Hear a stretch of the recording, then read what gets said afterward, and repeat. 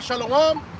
First off, we want to give our praises to Yahweh, Bahashem, Yahushai, Bahashem, Chakodash. We want to give double honors to the elders and apostles of Great Millstone, that rule well. Peace and salutations to all you walking, but there's pushing the truth, sincerity, always in charity. We come at another weekend out here in the highways and byways in the streets of Babylon. To prophesy the downfall of this wicked kingdom and the uprising of a righteous, everlasting kingdom that's going to be here on earth, man. Established by, Yahweh, Bahashem, Yahushai, man, and then the rest of 144,000. Because Israel's going to be in dominion in that day, man. Right? It ain't going to be any more wickedness. Can we get that Babakisha, 2nd Edges 5, 2nd Edges 8 and 50? Because there's a lot of pride in this place, man. And this pride has to be broken by the spirit of Yahweh, Hashem, Yahushai. And as you see, it's already happening, man. Right? It's happening step by step. How the Lord is, He's using the Spirit to do that, man. And can we get that 2 Thessalonians, the 2nd chapter as well? By revealing the Spirit of His mouth, Bob Kashab?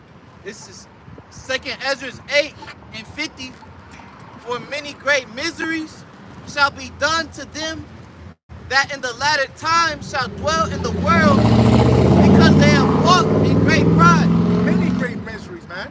So a lot of things are about to happen. This is the hopeful year of Jacob's trouble, right? Yes, it's about Jacob going into shit, but guess what? All you other nations as well that is here, that are here, and Babylon the Great, and not even just here, but the whole corners of the earth, y'all gonna feel it, right? Because Yahweh Bahashem Yahushai is coming to judge the whole earth, right? But in particularly, you so-called Native Americans, Hispanics, and blacks that don't obey the words of Yahweh Bahashem Yahushai.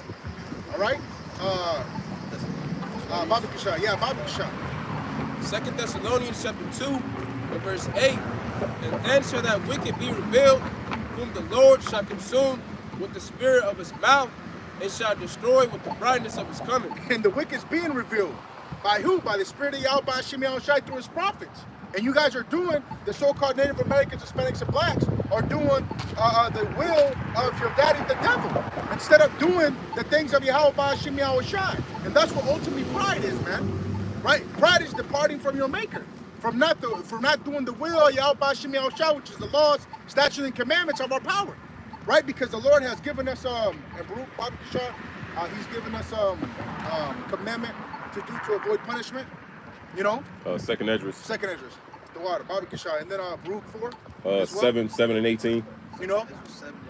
Because the Lord has given us things that are pleasing unto Him, right? And when we depart for that, guess what? It's death, iniquity, and sin, right? And you see this world is what's perpetrated of sin. Because guess what? Esau, Edom, right? He has the dominion of this earth that is given into the hands of the wicked, and he covered the faces of the judges thereof. Right? Who can it be? It's only this so-called white man. Look at your dollar bill. Look at how this place is being portrayed and ran, man. This place looks through. Right? There's hella construction everywhere. Right? Hey, this place gotta go, man. This is 2nd Esdras 7 and 18. Nevertheless, the righteous shall 20. It says, for there be many that perish in this life, because they despise the law of the Most High that is set before them. Right, because that law is what is life. And if you don't take this law, right, we're talking to you so-called Native Americans, Hispanics, and blacks, there's going to be a lot of death, right? Because contrary to life is obviously death, man. The Lord said, they that hate me love death. And a lot of you people hate the Lord, man. Y'all hate his instructions. Y'all hate everything about the Lord, man. That's why you guys are going to have to be put down. Right? Go ahead. It says,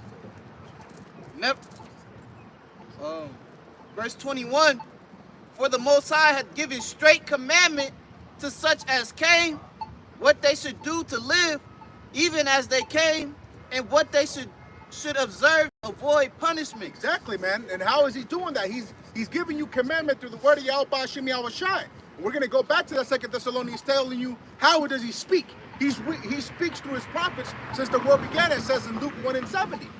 All right? So there's no other way. You don't think Yahweh Hashem Yahushai is not going to come down from the clouds, right, and speak to you directly and said, hey, son, I want you to do this for me. Nah, man. It's speaks through his prophets. It's always been like that. Well, he did that back in the wilderness. You know? He came down and spoke, and what did the people say? He said, "Look, man, hey, Moses, you talk to him, man." Right. You know. Yeah. And what did the Lord say? Okay, they have rightfully spoken, man. You know, right. So I'm gonna speak through my messengers. That's it. You know. That's it, bro. Hey, man, because the Lord terrible, man. Hey, you see these whirlwinds, you see these earthquakes, man. When you feel an earthquake, like a real big earthquake, personal testimony I have in Mexico. It was a big earthquake, and I was just sitting there, and out of nowhere, you just felt the earth move, man. It was bugged out. But that shows you the might and the power of Yahweh Bahashim Yahweh Shai, man. There ain't no other power but our power of Israel. And you guys are going to find that out soon, man. Why is there more on that? Yeah, it says, nevertheless, they were not obedient unto him, but spake against him and imagined vain things. They weren't obedient and spoke against the Lord, man. The Lord don't like murmur. What happened in the wilderness? Right? When our people murmured against the Lord said the ear of jealousy heareth all things. So the Lord's like, you hear these niggas talking shit, man? Right? And the Lord, man, the chariots were there. The Lord was performing miracles, man. Right? The Lord was taking care of us in the wilderness. And guess what? You can never satisfy a nigga. Right? You can never satisfy a nigga, man. And much more now. They took, like I said, they took heed of the daddy, the devil. Right? Go ahead. Verse 22, verse 23, and deceived themselves by their wicked deeds, and said of the Most High that he is not and knew not his ways. He said the Lord is not and knew not his ways, man. Right? Because they prefer the wickedness. They prefer what the so-called white man gives them. It's the liberty to do what they want. Do as thy will. Right? And do as thy will. It's lewdness, man. It's all nastiness. Right? There's all types. I can name all types of stuff that this so-called white man promotes. Right? But as you see, and you come to find out that it's all death. You know? But if you don't have nothing more on that, we can go on that. I could read this last one. Go ahead. It says, verse 24, but his law have they despised, and they have denied his covenants, and his statutes have they not been faithful, and have not performed his works. That's it, man. That's why the Lord, like it says, that's why the Lord is going to punish them that dwell in great pride. Why? Because they have not taken, the laws of Yahweh Ba'ashim Yahweh Shai seriously, or play with it. They like to talk shit until the Lord brings calamity in them, but they're doing it now. Why? Because, Ecclesiastes, Bible Kashaya says, because the work is not executed speedily, because they're not getting judged for it now, right? Hey, the Lord gonna find you out, man. The Lord is letting you build up your iniquity like he's doing with Babylon the Great. It says in Revelations 18 that there was a certain measure that Babylon the Great had to hit before what? Before the Lord Yahweh Ba'ashim Yahweh Shai comes and nukes this place, man. And it's rightly so that this place is about to get nuked. Verse 11. I was about to say, it says that the sins have reached up unto the heavens.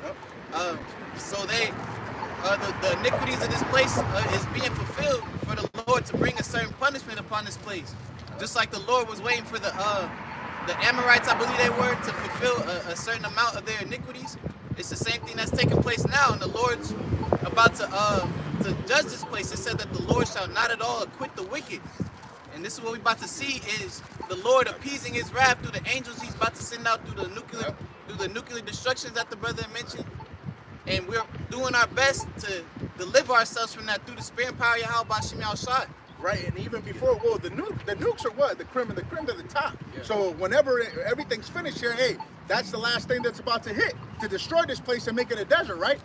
But before that, there's about to be cannibalism, right? It says the scripture talks about how a pitiful woman has sodden their children, which is to boil them, right? And we know that happened back then in 70 AD, but guess what? It's about to happen again, and it says in Ecclesiastes, right? That's happened before then, it's happened now. So guess what? A lot of people are and these are pitiful women that actually cared about their children, right? women that actually, oh, you know, my baby this and my baby that, you know, and that actually try to feed them, you know, good food and not McDonald's and things like that, and actually cares about them, right? Those type of women, if they don't turn back to the Lord, they're gonna boil their own kids, man. They're gonna eat them limb by limb, little by little, right? Because a thought in their head is gonna be like, you know what? Death is better than what? Than them suffering and crying and talking about, I'm hungry, mommy. I'm hungry, daddy. Hey, that's what we're doing this work, man. Because we got children, right? And we, hey, man, through the protection of Yahweh Ba'ashim Yahushai, we believe they're not gonna see hell, which is the grave, right? And if you got that, go ahead. Yep. This is 2nd Esdras 2 and verse, I'll start verse 27. It says, be not weary, for when the day of trouble and heaviness cometh, others shall weep and be sorrowful, but thou shalt be merry and have abundance. See that, man? The prophets of Yahweh Ba'ashim Yahushai is merry and have abundance, okay? Not any other, not just any man. It's the ones that have the spirit of Yahweh Ba'ashim Yahushai in them. These are covering for the days to come. We're building a good foundation for the days of trouble, because the days of trouble are coming, man. They're here and they're here approaching, right? It's not long, man. You see this place, you feel the energy of this place since the eclipse. To be honest, since the eclipse, what? The energy of this place has gone downhill. It's not the same anymore, man. Right, go ahead. Verse 20, 2nd Esdras 2, verse 28. The heathen shall envy thee, but they shall be able to do nothing against thee, saith the Lord. My hand shall cover thee, so that thy children shall not see hell. That's it, man. So our children do not see the grave. Right? We believe that in hope through the Yahweh Ba'ashim Yahushai, through the sacrifice that Yahweh Shai has given us, to give us the Holy Spirit, man. Right? To have a belief to what? To be beamed up in them chariots. Man, bro, the water Yahweh Ba'ashim Yahushai for this opportunity, man. Lord will, he keeps the Spirit upon us to keep doing it, man. Right, because that's the only defense. The only defense for what's about to happen is the Lord. Oh, we did the lesson earlier this week. Having money don't matter when you're starving. You can have millions of dollars, but if you don't have access to food, what does that money mean? Toilet. When that money can't buy you food, that money has no value. Riches profit not in the day of wrath, but righteousness delivereth from death. We read in another translation, it says, wealth is worthless in the day of judgment. Your wealth is worth, the times that we're coming into, your wealth, your attributes, your accolades in this society is not going to be able to save you. The Lord is going to have to be with you. All right? You're going to have to be under the wings, under the shadow of Yahweh Ba'asham Yahushai. If not, you're going to get ran through with plagues. You're going to get ran through with judgment, man. And that's what we out here preaching. We out here preaching safety to the ones that hear and to the ones that can see, man.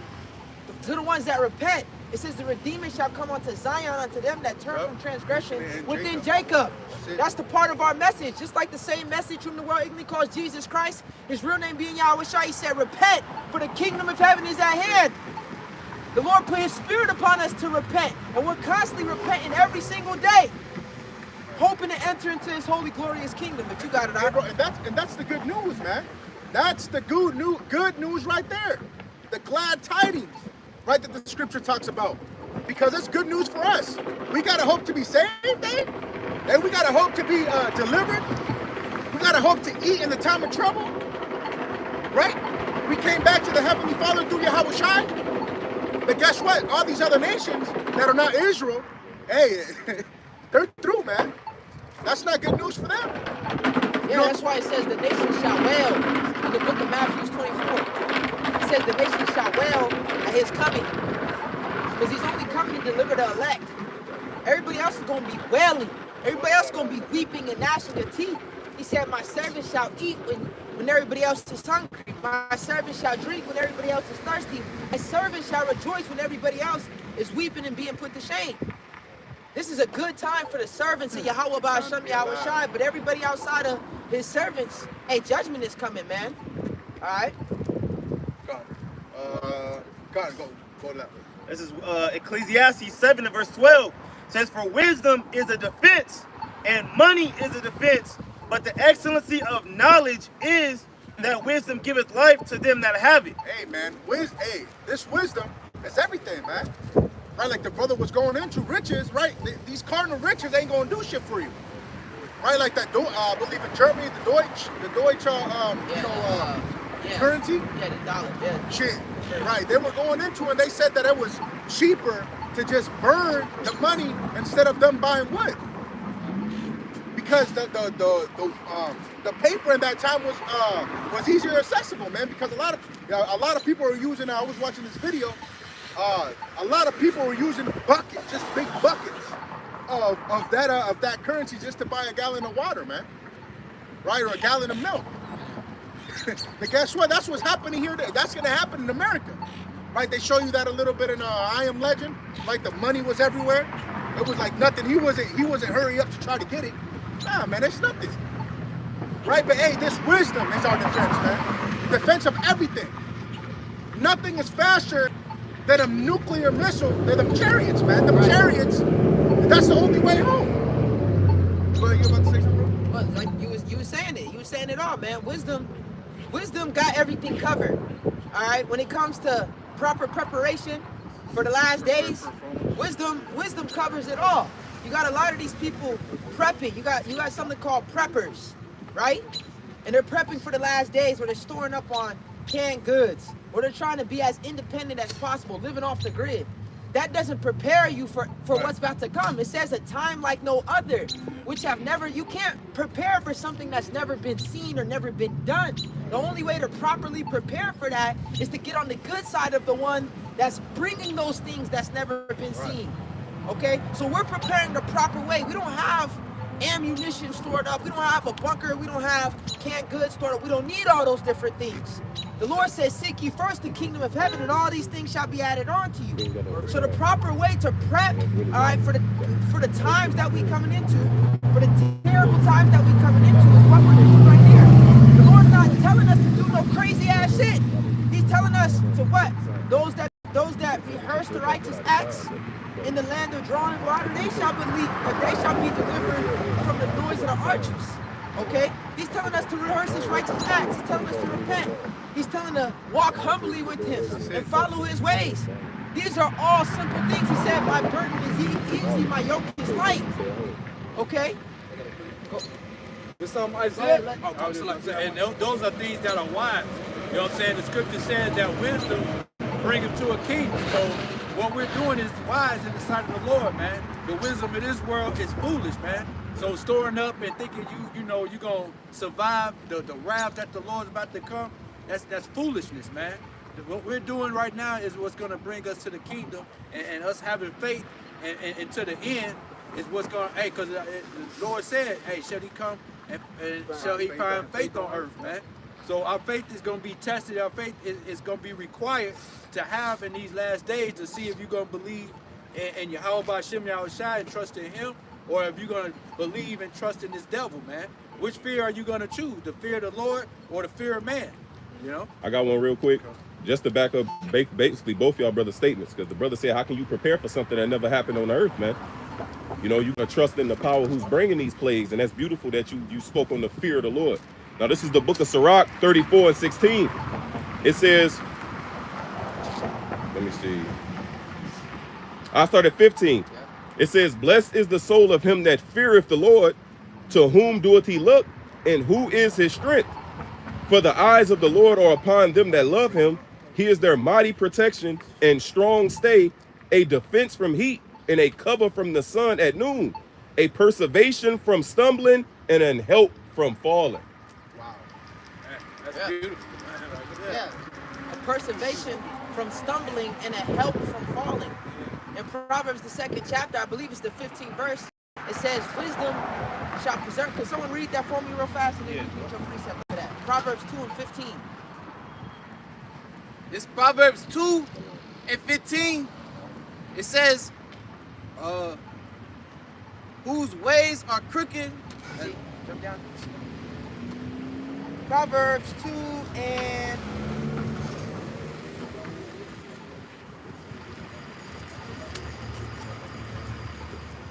Hey, go ahead and read your precepts, Zakaria. This is Isaiah chapter 33 and verse 6. And wisdom and knowledge shall be the stability of thy times, and strength of salvation The fear of Yahweh is his treasure. This was gonna keep us stable in the end times. You know, this wisdom and knowledge, man. It say wisdom, it say under wisdom that ye may reign forevermore. And this was like the apostle I mentioned about the wisdom bringing the kingdom. And that's what this wisdom gonna get us to, man. Ultimately unto salvation through the fear of Yahweh Hashem Yahushua.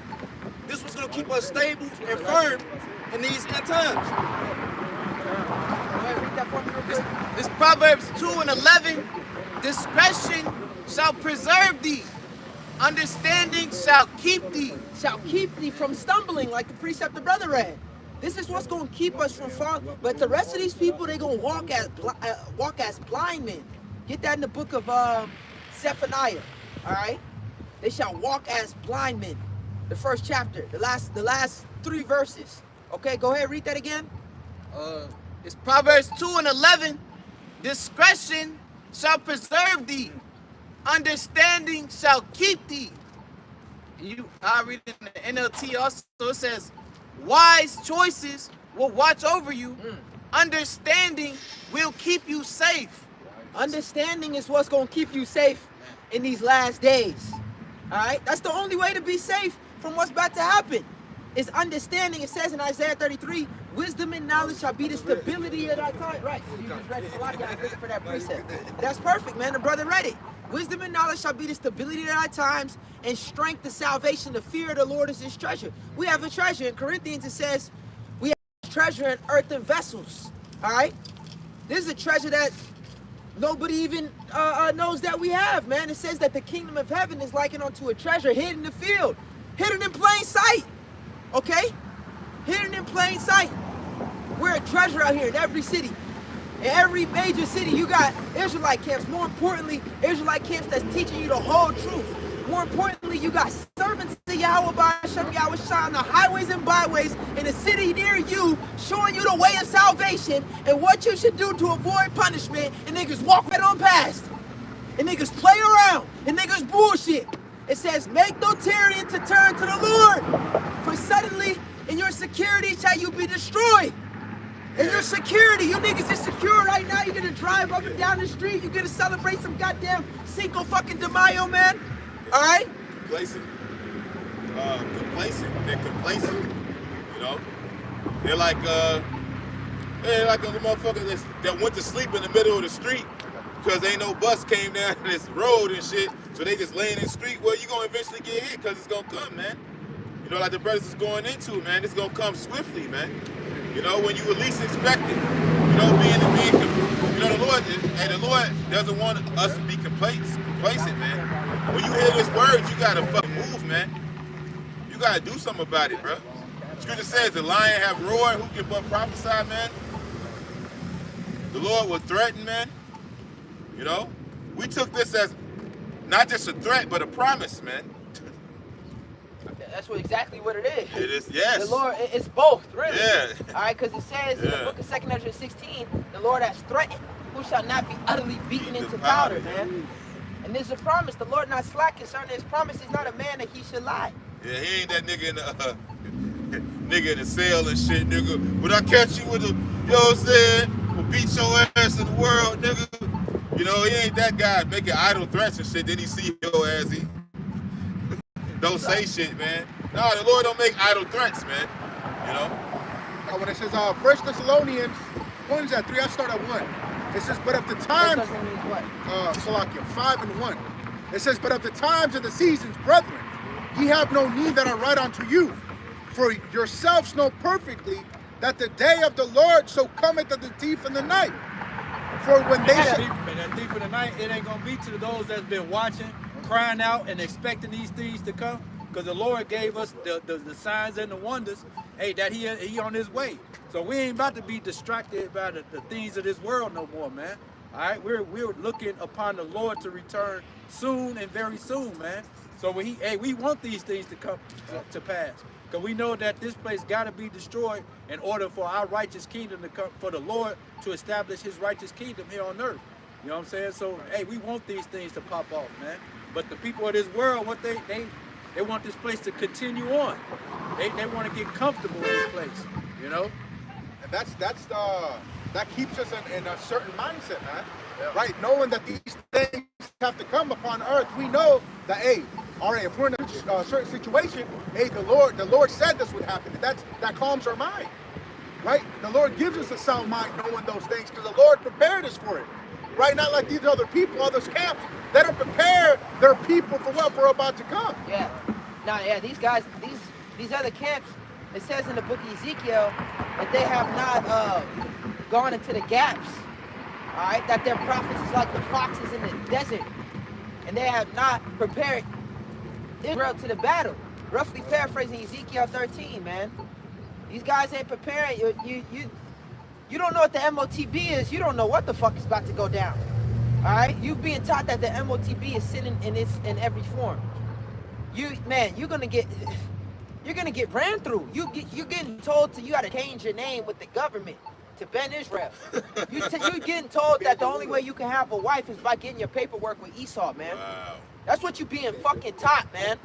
And we warning you and you say we hating. But we gonna see who's hating, all right, when destruction comes and the hireling hits the back door. Hey, this like, hey, cause it reminds me of Players Club, man. That nigga, Dollar Bill, he had a little dough. He had a little dough right by his fucking desk. I don't know if y'all remember that scene. He said, I got this dough. It's because I got to do something real quick. You know what I'm saying? Because he knew them niggas was looking for him about that money, man. All right? But that's these hirelings, man. They got a back door. What it says, they prepare a table for that troop. You know? They're setting you up to be devoured, man. Well, I believe that's in the book of Micah when it says they prepare them like as in a pot of a cauldron. You know what I'm talking about? When it says they flay their skin up off of them. Could somebody grab that real quick, Baba Kashab? I think it's Micah 3. Yeah. So, yeah, they setting you up to be devoured, man. And, you know, spiritually you're being devoured already. But when this devil comes down, they're going to serve you right up, man. Because they got inside deals with these motherfuckers, man. A lot of these motherfuckers are cops, man. You know? You got it? It's Micah chapter 3 and verse 2. Who hate the good? Matter of fact, read up one. I'll show that one. Because it talks about the heads, man. Because the Lord has a fucking, the Lord has a beef with the heads of this nation, man. The wicked heads, man. Go ahead. Verse 1, this Micah chapter 3, it says, and I said, hear, I pray you, O head of Jacob, and ye princes of the house of Israel, is it not for you to know judgment? Right. And these guys are proving themselves to be reprobates. Reprobatic prophets. I don't know if that's a word, reprobatic. But it is now. Go ahead. Who hate the good and love the evil. Yeah. Who pluck off their skin from off them and their flesh from off their bones. So here it is, you waking up to the fact that you're an Israelite. Yeah, brother, you know you're an Israelite. You know the Lord was a black man. But then his name's Jesus.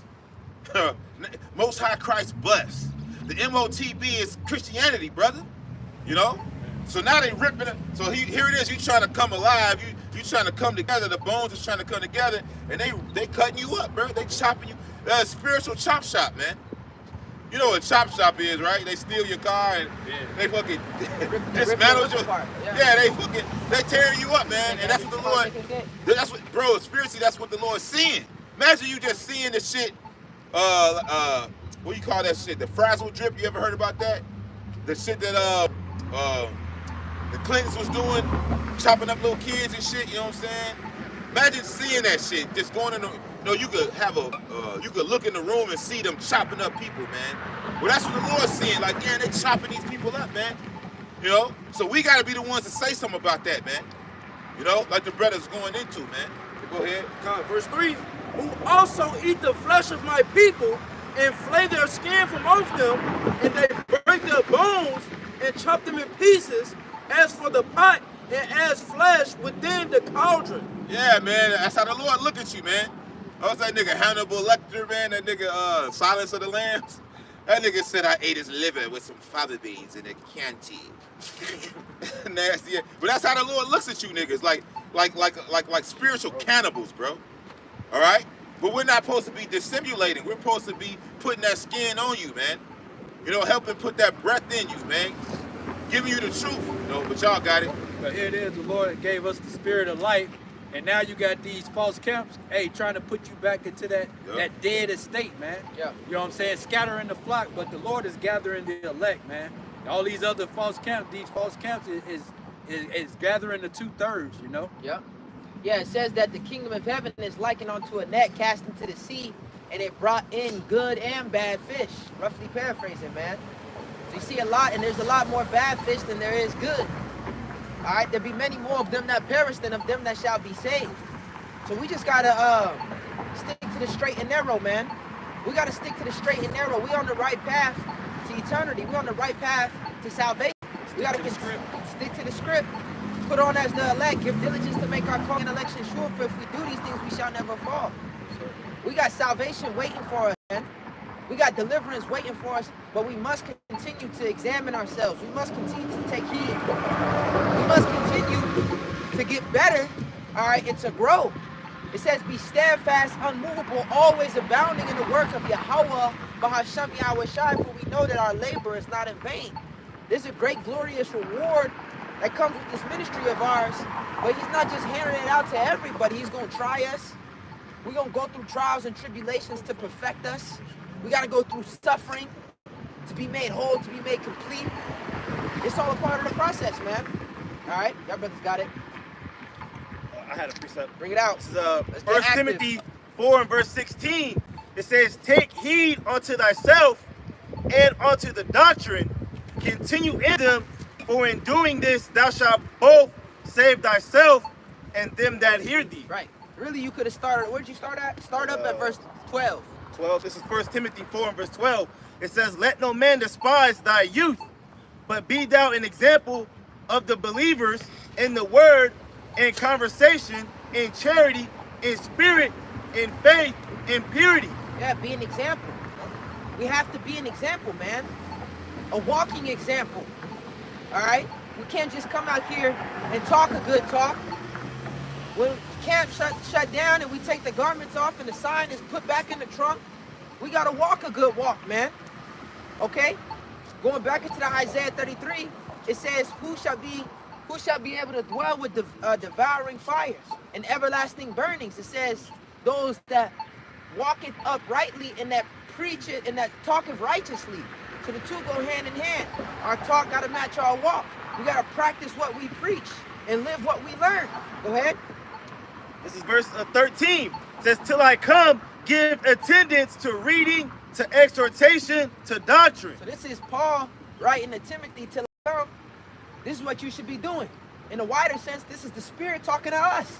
Yahushua said, occupy till I come. Occupy in what? Occupy in prophecy, as it says in the book of Sirach. Occupy in what? Doctrine, reading, exhortation. Why? Because in doing this, as we read down, it's going to be able to save us. It's building up a hedge. It's building up a strong foundation for the time to come. Go ahead. Verse 14, neglect not the gift that is in thee, which was given thee by prophecy with the laying hold of the hands of the presbytery. Someone get that word neglect. Get it in the blue letter and get it in the etymon. Neglect not the gift. What's the gift? The gift of faith. It's neglect in the Greek is G272. It says to be careless of, make light of. To be careless of, to make light of. It's whatever. No regard. No regard. You're not worried about the right things. Your mind ain't on the right things. You're not focused. Okay? We can't be like that, man. The Lord, Yahushua said, I'm about my Father's business. It's that new saying now, standing on business. That means what? I'm standing on what what I'm about, and I ain't moving on it. And I'm showing that I'm about. That's not no light thing. And in the book of Numbers, I think it was Moses speaking. I think it was Moses speaking to Korah. All right, speaking to the Levites, right? He said it's not a small thing that the Lord has separated you, to do service in my temple. So we can't treat it like a small thing. This is important. It is important that we do this and that we do it the right way. Go ahead. I got the word neglect in Yep. the etymon. It says that this is neglect in the etymon. It says treat carelessly or heedlessly, treat with disrespect or without proper attention or care. Yeah, eating without fear, as it says in the book of Corinthians, man. Okay, eating without reverence. And then it says, he that eateth without reverence is damned while he eateth. So whoever's neglecting that gift, they're damned. Yeah, you the guy, bro. You don't want to be the guy eating unworthily, man. The scriptures talk about eating unworthily because you pretty much anathema maranatha, man. You know, you could be at the table, you know, but the scriptures talk about those spots in our feast, man. You don't want to be that guy, man. You know? Yeah, it's like Sirach. When you read the book of Sirach, it's about etiquette. Yeah. You know? So you can read about table manners. It says, thrust not thy hand with him in the dish. It says, when you see a bountiful table, don't be greedy upon it. Leave off first for manners' sakes. So when you read the book of Sirach, it teaches you etiquette and how to properly have table manners, man. But see, those things translate into our character as a whole. Because we're sitting at the table of Yahweh B'Shem Yahushua. The Lord said that he would prepare a table in the presence of our enemies. I'm roughly paraphrasing it, man. You know?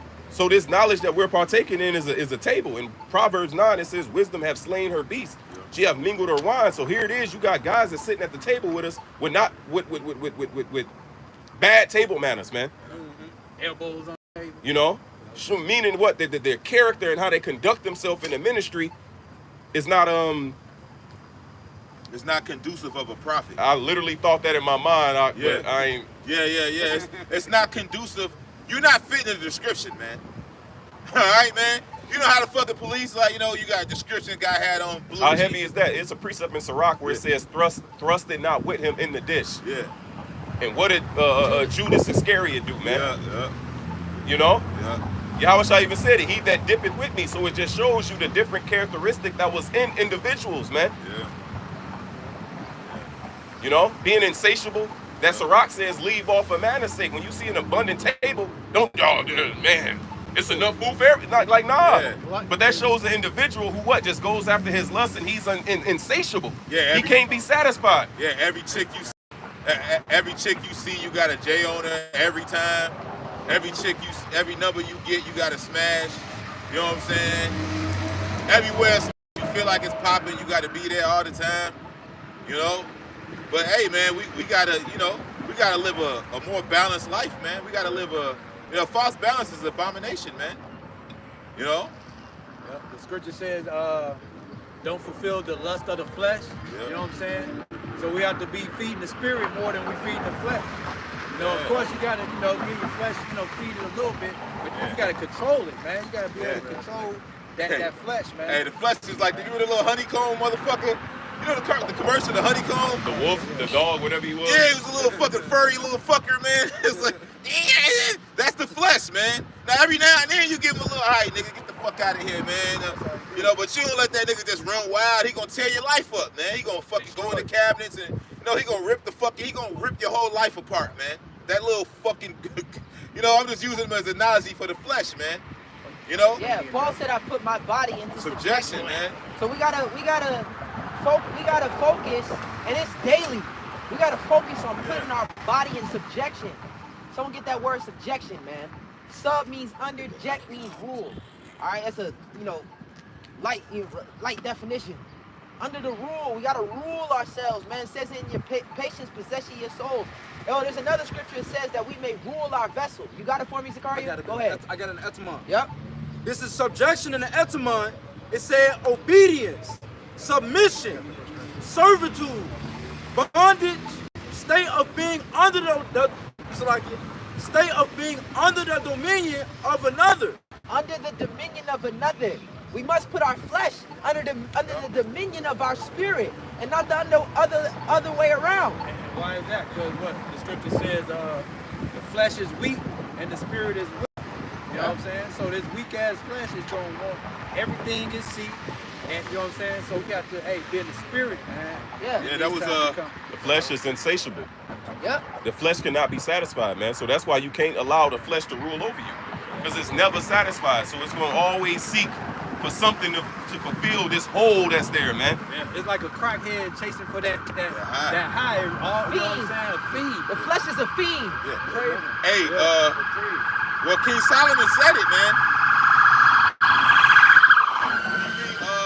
When you read Ecclesiastes, he said the eye is not filled with seeing, the ear is not filled with hearing, man. Oh, the scriptures talk about there's things that cannot be satisfied, man. You know, that's why we can't be going on, because that's the curse of Cain. What it say? On his belly shall he go. All right. And what does that mean? Because the motherfuckers think it's an actual snake, man. He had arms at one time, and then the Lord took his arms and legs, and now he has to slither. No, it's talking about going on your lust, man. You know? All right? Well, it says, whose God is their belly, who mind earthly things. Right. And it says to be carnally minded is death, but to be spiritually minded is life.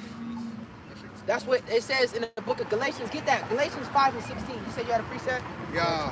Well, I got this objection. Galatians 5 and 16, and we're going to jump over to the next chapter. This 1 Corinthians 9, and just straight to the point, 9 and 27, that I keep under my body and bring it into subjection. Is this the same chapter? They do it for a corruptible crown. We do it for an incorruptible crown. Start right there. Let's start at 24. 24, yep. It says 1 Corinthians 9 and 24. Know ye not that they which run in a race run all, but one receiveth the prize? This is a race. What does it say in the book of Hebrews, the 12th chapter? It says, let us lay aside every weight of sin that doeth so easily beset us, that we may run the race that is set before us, man. Okay? Roughly paraphrase that, run that ye may attain. Okay? Let us lay aside. So we have to identify what's holding me back. What's a weight that I don't need to be carrying? There's certain things. There's a cross. The Lord said, bear your cross and follow me daily, roughly paraphrasing. But I'm not adding extra shit on top of what I already have to bear. I'm not making my walk harder than it already fucking is, man. Well, that's Hebrews 12. Yep. You know, it says laying aside every weight that doeth so easily beset us. I don't know if you quoted that slide. Yeah, Kaka. I'm in my head. Hey, because I can hinder your walk, man. Hey, what you say remind me of those cartoons. You know how a motherfucker, he carrying a whole bunch of shit, and he's like at capacity, then like a little feather comes and shit. And that's the straw that broke the camel's back. Yeah, the straw man. that broke the camel's back. You know what? He got this whole load, he got this whole burden, and it's that last little straw, it's that last little bit, man. Yeah. That fucking broke the camel's back. So that's why we need to be moving in what? In fear. It says, with fear and trembling, work out your own salvation, man. The Lord is merciful, but say not his mercy is great to where you just added sin upon sin, to where you just moving careless, to where you just neglecting the gift that you received, man. Because it'll be the straw. It'll be that fucking straw that break the camel's back, man. To where you've been getting too far out like Saul. Saul was just, nigga, you going too far out, and then it was that last final straw, right? That's what they say. The final straw is that final straw. Now it's like, nigga, I'm not dealing with you no more then. Cause this the last fucking time. This the last fucking time, man. And it's not. It was too late. Hey, Samuel, please, Baba Kushal, pray with me, man. It's too late. Yeah, you rejected. Yeah. You didn't take your fucking position serious. Now you're not king no more, nigga. What he tell him? He said to obey is better than the sacrifice. All right? So yeah, okay, you may be doing videos, you may show up to camp, you know, you may be throwing stuff on the altar, but at the same time, if you're moving in a fucking just doing your own thing, man, well then you're being basically disobedient, man. Yeah, and you notice he always had an excuse. Yeah. There was an excuse why he didn't wait for Samuel to sacrifice, man. Yeah. There was an excuse why he didn't slaughter Agag and all those animals. You know? Yeah. It's always an excuse, man. Always an excuse. And the Lord ain't dealing with excuses, man. All right? There's no excuses, man. There's no excuses in this, man. It says, thou art inexcusable, oh man. Instead of making excuses, make adjustments. Don't make no. Lord ain't hearing no excuse. All right. He wants to see us make adjustments. Okay. So that which one would you rather have, man? Make an excuse or make an adjustment? Right. The adjustment is gonna have you right. The excuse is gonna be like, nigga, that's not good enough. That's not gonna work. You can't even do that. Excuse your way into the kingdom. You can't even do that with Esau. You just go in the supermarket, man. You got a whole bunch of groceries and shit you throw them in, and then instead of handing them money, you hand them a whole bunch of papers that says excuses. All right, you can't purchase nothing with excuses, man. Yeah, I got one. You know, go ahead. Real quick. Sirach 32 and 17, it says, a sinful man would not be reproved, but findeth an excuse according to his will. And it says he hardens his neck, man. You know? Yeah. Hey, just real quick, that same precept, Pop. You got another translation on your phone? I think GNT. Yeah. Read that in the GNT Bible Kashan. Damn. Because that precept lines up directly with what what Peter told us in 2 Peter the 3rd chapter concerning Paul's letters and the rest of the scriptures. What verse was that, Pop? It was Sirach 32 and 17. Got it? I'm trying to get it. I got it right here. Sirach 32 and 17, the GNT. Right there. Go ahead. Pushing the button. I said, oh, you got it. He said he was almost there. Sinners have no use for correction and will interrupt the law to suit themselves. Let me read that again. Sinners have no use for correction and will interpret the law to suit themselves. Exactly. So this means this to fulfill their lust. Yeah. And that's why Peter talked about the twisting, the wrestling with the scriptures to mean something that it don't mean, man. To the destruction. So you got individuals that are this precept mean this and this precept said that, and it's like, what? Like, Why do you do it? But finding an excuse according to their will, man. And we can't be like that, man. Yeah, man. Hey, look, man. Hey, how about Shimmy Shah wants results? He wants action, man. All right? You got to be on that, hey, we on the spiritual plantation, man. What the scripture says, the laborers are few. He said he tired, boss. New York said he tired, boss. Hey, nigga, why you ain't swinging that, that axe. Yeah, why you ain't swinging that axe? I'm tired, man. What do you say? The state of Mississippi right. ain't interested in your meteorology. Yeah, that's that movie right there, man. The movie Life, man. He said he tired, boss. And we gotta be laborers, man. We supposed to be on. We the front line, huh? Imagine, come on, bro. The front line don't go to war for the kingdom, bro. What the fuck? We finna get invaded and overran? What Leonidas says? He said our children and women will be slaves or worse. They said, fuck that. We gotta go to the hot gates, man. Yeah. You had them bitch ass niggas telling them like, hey, man, nah, man. He said, I ain't but going to take a stroll. Hey, nigga, we finna go to war, nigga. Fuck is he talking about? Imagine if they didn't set that example, man. Hey, motherfuckers would have took them for poo-pucks, man. They took them for some hoes, man. Nah, that was a presidential. That was they set a precedent with that, man. All right, them motherfuckers. Hey, we still talking about it now. They making movies about it, But we're the front line, which says the tower of the flock. We're the tower of the flock. What the fuck what are we going to sleep on the tower, man? Right, we at the gates, man. Like you said, the first line of defense. We got to keep our eyes open. Ain't no being tired on the as a watchman on the wall.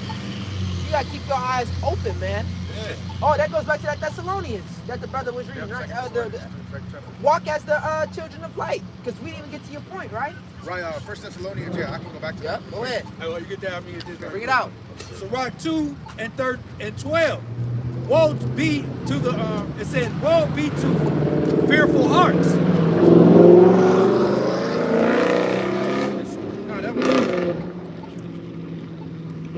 No, I wanted to read 13. It says, woe unto him that is faint-hearted, destruction. It ain't the time, like the brothers are saying, ain't the time to get tired. You know what I'm saying? We got to continue in these things, man. All right, endure to the end. We can't afford to get tired. We can't afford to get tired, man. We see the finish line. Yeah. We see it, man. It's right there. Right. So you're going to fucking stop and collapse when you see the light? That's fucking weak, man. Exactly. What Micah 2 and 10 said, hey, depart, this is not our rest. It's not a time to rest right now, man. It ain't the time to get comfortable. The kingdom is at hand, man. That's when we're going to be able to rest and be comfortable. Right now it's not that time. You know what I'm saying? What the scripture in Ecclesiastes says is a time for war, a time for peace. a time for love, a time for hate. What are the times we're living in, man? War. You know? Yeah, it's wartime. Yeah, we gotta sleep with one eye open, You know right? what I'm saying? At one time, hey, fucking soldiers, man. That's why they got that what is it? PTSD. Shit, anything wakes them up. Because at war, bro, you're always on your toes, right? Or you have somebody overwatch while you Always sleep, watching, yep. right? But they can't even sleep like that. Why? Because fucking they know damn well the enemy can come at any time, Anytime, man. right? And that's what we're on right now. One eye open, bro. Right. Being single-eyed. Yeah, you know? hey, yeah, hell yeah. Well, it says if you will not watch, I will come upon thee like a thief, man. Thief in the night, man. The Lord's gonna, hey, the scripture said he gonna punish that servant, man, that basically went to sleep on his watch, man. He gonna punish your ass, man. Ain't that what any kingdom would do? Here it is, you supposed to be the watchman, and you fell asleep, you know, motherfuckers invaded and shit, you finna get put to death, you know? God, you have more on that. Come on, let me finish it out. It says, Sirach 2:13, woe unto him that is faint-hearted, for he believeth not. Therefore shall he not be defended. Because the ultimate, he didn't, like I said, he believed it out. He didn't believe at the first place, man. If you're gonna faint while you see the finish line, you didn't believe in the first place, man. Nope. Right? Because if you did, you would have thought of Yahweh Shimi Awashai and what he went through and gave you strength within that. And you ain't gonna have no defense, man. This is the only defense you're gonna have, man. If trusting in the Lord and enduring to the end, man. That's it, that's all. But you got it. 1 Thessalonians 5 and 2. For yourselves know perfectly that the day of the Lord shall cometh as a thief in the night. For when they shall say, Yeah, hey, it's gonna catch these people off guard. It's gonna catch you people off guard, man. It says if the good man would have watched, he would not have suffered his house to be broken up. So that's why we need to stay on our watch, man. Okay? Stand upon our watch, and we'll see what he shall say unto me when I am reproved, as it says in Habakkuk, man. Okay? Standing on our watch. Though it tarry, wait for it, for it shall surely come, and it will not tarry. It's gonna happen, and it's gonna happen out of nowhere. Violence is just gonna erupt. On the sudden, the full storehouses is gonna be empty. On the sudden, the waters ain't gonna run. Violence in the streets. Go ahead. This is 1 Thessalonians 5 and 3. For when they shall say peace and safety, then sudden destruction cometh upon them, as travail upon a woman with child, and they shall not escape. Right, so that's what's happening. On second 16th chapter, it talks about, you know, the birth pains, right? A little bit of here and a little bit of there, man. You know, but it's going to come as a thief in the night to these people because they're not watching. They're not that one eye open like we were speaking about earlier, right? It says they should not escape in Jeremiah 11:11. It says that the Lord is going to bring an evil upon them that they will not be able to escape. Even they cry unto him, he won't answer. Why? Because the Lord he's out here right now. He's out here right now, stretching out his arm, but they pulled away the shoulder. Where 2 or 3 are gathered in my name, there I am in the midst of them. So the voice of the Lord is crying out. Have they not heard? Yes, verily their sound went to all the earth, man, into all the world.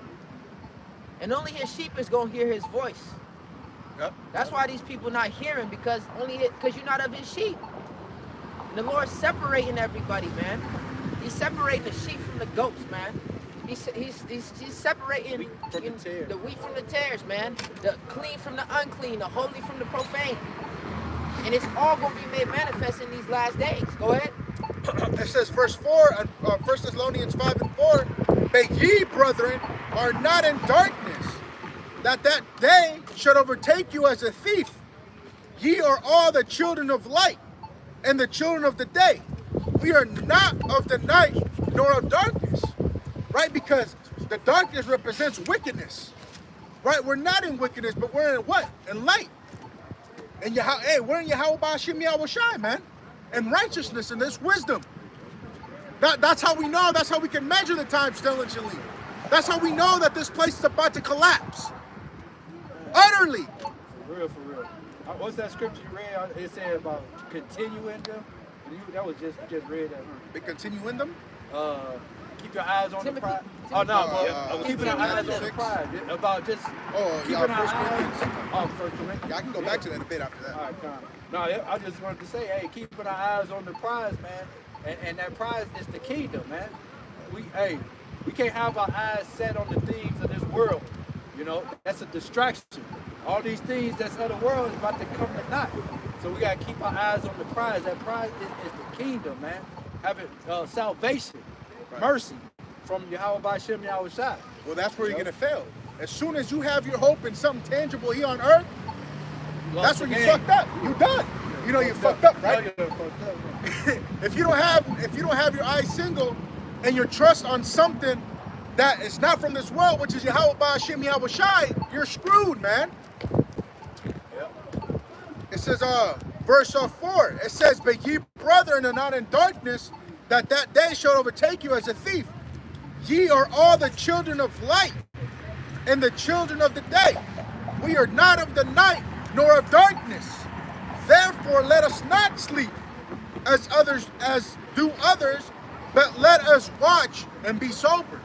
Right? So the Lord, he gave us signs. And what, Matthew the 24th chapter, second Ezra the 9th chapter, right? And throughout the whole script, even the Old Testament, there's prophecy that has to be fulfilled, man. And the Lord, he comes in the volume of the book and it's written of him. So the Lord gave us signs, but if we're not watching, if we're doing something else and focus on everything else besides Yahweh B'Shem Yahweh Shai, we're going to be overtaken in an instant. Yeah, let your eye be single, and your whole body will be full of light. If your eye be not single, you have darkness, and how great is that darkness, man? Oh, how great. Oh, how great is that darkness, man? We don't want no darkness in us. So we constantly purging, we constantly examine. Know ye not your own selves? Right? Go ahead. Kind of jump at 1 Corinthians 9. Yeah. It's kind of on that. It says 1 Corinthians 9 and 24 again. It says, know ye not that they that which run in a race run all, but one receiveth the prize? So run, that ye may obtain. Run. There's a song back in the day, 100 miles and running. And we gotta keep running, man. Keep our eyes on the prize. Ain't no turning back, man, to the world. This world have nothing to offer you but death, man. And so, hey, why go back to the world, man? Remember Lot's wife. Yep. What happened to her? She's a pillar. She's a monument of an unbelieving soul. All right? They say we are not of them that draw back, but of them that believe to the saving of the soul. No, it says we are not of them that draw back to perdition. Perdition is destruction. You draw back, you get destroyed. You look back, you get destroyed. You read it in Sirach, the 2nd chapter. Woe unto them that is faint-hearted. He shall not be defended. You're not going to have no defense. Go ahead. I got this word run in the Greek. It's trecho, right? It says the metaphor too. A metaphor taken from runners in a race to exert oneself, strive hard. It says to exert oneself, strive hard. It said, write the vision, make it plain upon tables that he may run that readeth it, man.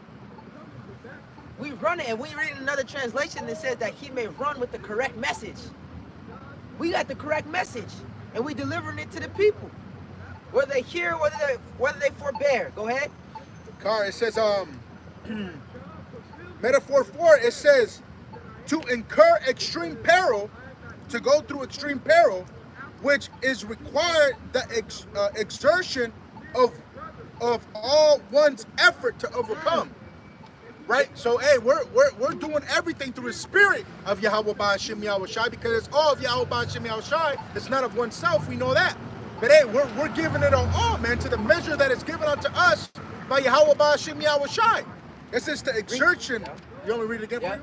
It says, which, Salakia, to incur extreme peril, which it requires the exertion of all one's effort to overcome. It requires all our effort to overcome. It requires, this truth requires all our effort, our full attention. That's it. There's no other way. You don't want, it says in the book of 2 Chronicles 15 and 13, Bible, shall I read that? 2 Chronicles 15 and 13. You can start at 12. Hey, the ad, it says, having done all to stand in the book of Ephesians, man. You know? So it's just showing you that the effort and the energy we're supposed to be putting into what? Our salvation, man. If this is what we believe in, right? Just imagine how Noah labored, man. It said he moved with fear to the preparing of the ark, to the saving of his house, man. He didn't know when that flood would come. Yeah. You know? He just prophesied of it. Look, the Lord about to bring this, he about to bring that, you know? Speaking as a man, I'm pretty sure there were signs that was taking place back then to show that the Lord was about to bring the first death, just like how he's bringing signs today. You know? Even when the Lord brought the plagues and the judgments upon the Egyptians, when you read it in Wisdom of Solomon, it said that those judgments didn't come without signs, man. So the Lord even was showing signs and you know, different wonders back then to show that judgment was coming. So it's the same thing as today. So here it is. The Lord has made us aware of these signs. How should we be moving, man? What should we be doing? You know? What you got it, bro. Con, this is 2 Chronicles 15 and 12. It says, and they entered into a covenant to seek the Lord power of their fathers with all their hearts and with all their soul, that whosoever would not seek the Lord power of Israel should be put to death, whether small or great, whether man or woman. With all their hearts and all their souls. It requires what? All of our effort. Well, that's the greatest commandment. Yep. Yep. As they said, I think it was lawyers, right? Levites, they came and asked Yahushua, what's the greatest commandment? We said to love Yahweh. Yahushua said to love Yahweh. Can we get that real quick? Yep. Deuteronomy 6 and 4, and read down, because that's what Yahushua said was the greatest commandment. You know. This damn. I got it. Go ahead. Go ahead. Deuteronomy 6 and 4. It says, "Hear, O Israel, the Lord our power is one Lord." It's one power, man. Shema Yasha Yahweh, Allah Hayanawa Yahweh Chai. You know? So that's letting us know that, look, the Lord is our priority, man. That's right. He's one God. He's one Lord, right? As it's written in Ephesians, it says it's one Lord, it's one baptism, it's one Father and power of all, right?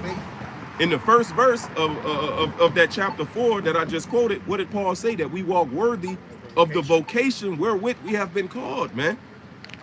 So that's a constant self-examination to make sure that we're measuring up to the things that's written within the scriptures. You know? The effort that we putting in, the care that we putting forth, right?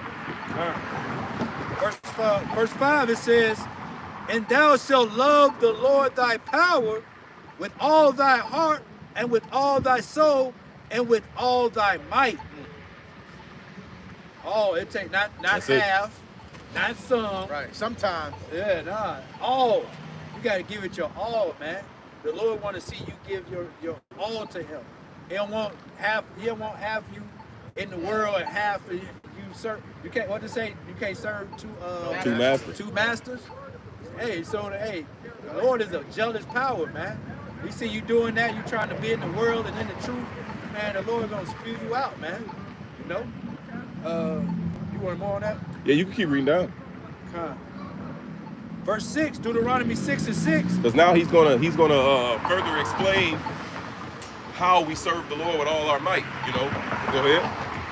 It says, "All these words which I command thee this day shall be in thy heart."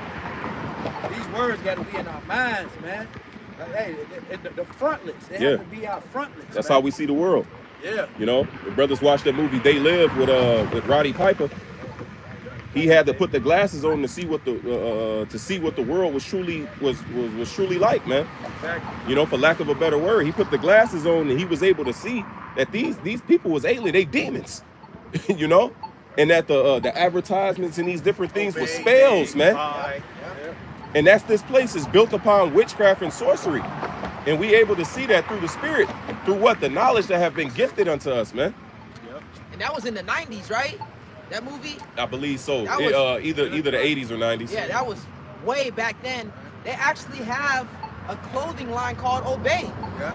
Like, it's in plain sight. The clothing line is Obey, They be having Baphomets and like fucking All types of shit. all type of shit on there. And, 5-pointed stars. yeah, all type of the 5-pointed stars. Yeah, pentagram, witchcraft, and that's this world. These people's minds is controlled by the prince of the power of the air. 1988. 1988, and that clothing line just recently got popular in the last 10 years, man. And then he had to wrestle the Jake to he had to fight that nigga, man. Long ass scene too. Yeah, they beat each other ass just for him to put the glasses on to see, like, look, bro, I ain't crazy, bro. And then when he was in the store, when he was looking at everybody, one of the aliens said, "We got one that can see." Yeah. Because he was seeing the world for what it really was, man. Yeah. Man, that's crazy. That's why it's important for us to, have our spiritual eyeglasses on, man. So we gotta keep them on, man. Everything we do is through the words. That's it. Our thought process is filtered through the scriptures. Right. Our actions, our speech is filtered through the scriptures. Everything is built upon the scriptures, man. Our thoughts, everything, man. Yep. It says, verse 7, it says, "And thou shalt teach them diligently unto thy children, and shalt talk of them when thou sittest in thy house." When thou sittest in thine house, and when thou walkest by the way, and when thou liest down, and when thou risest up. So what, you supposed to be talking about the Lord when you lie down? Be talking to the Lord when you wake up in the morning? You know, it's talking about the Lord being he's in the forefront of your mind. Yeah. The law, statutes, and commandments, which is the totality of the book, not just the laws of Moses. It's in the forefront of our minds, man. When we wake up in the morning, Tawadi Yahweh Basham Yahushai, right? We thank the Lord for allowing us to see another day, man. That's why brothers implement, hey, what you got going on tomorrow? Oh, man, Lord's will, woo up the bam, woo up the bam. Yeah. You don't see nobody else do that, man. Right. You know? But brothers implement the Lord's will. Why? Why? Because it tells you that in James, man. So Jake literally, we live these words, man. be doing it at work on accident. Right. I'll see you next week. Yeah, Lord willing. Yeah, motherfuckers like, I'll see you in the morning. Right, Lord's will. right. You don't know if you're gonna wake up in the morning, man. But see, just that simple gesture of I'll see you tomorrow without a Lord's will, it shows the pride. Yeah. Because you don't know if you're gonna be, Your ass might not make it home. So just that small gesture of, for lack of a better word, just implementing Lord's will into our vocabulary, man, when we're talking about future endeavors, like Right. that alone, man, so it's these little small things, right? Earlier, Pop's talking about your elbows on the table.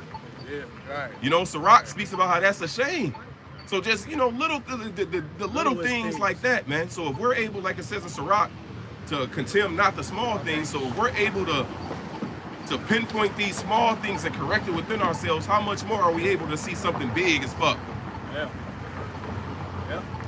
Then we're not finna fall into the category that Yahweh Shah talked about in Matthew the 7th chapter. Where he said, you worried about the mote that's in your brother's eye, but look at the beam that's in your eye, man. Like, no, we're careful to take care of our own shit first to be able to clearly help the next man out, man. Iron sharpening iron too as well, man. So we're sharpening each other up, man. See something on the brother, hey, you got this, Yeah. We looking out for each other, man. Especially on he might not something he might not see. Back or something. I don't even see it. spot. Imagine You can't get mad at me. Yeah, Right. you're right. You brother. What about that right there? Yeah. I wanted that right there, then you bro. got Jakes that starts pointing out your spots. Right. Well, you had a spot, nigga. What? That don't change the fact that your shirt is dirty.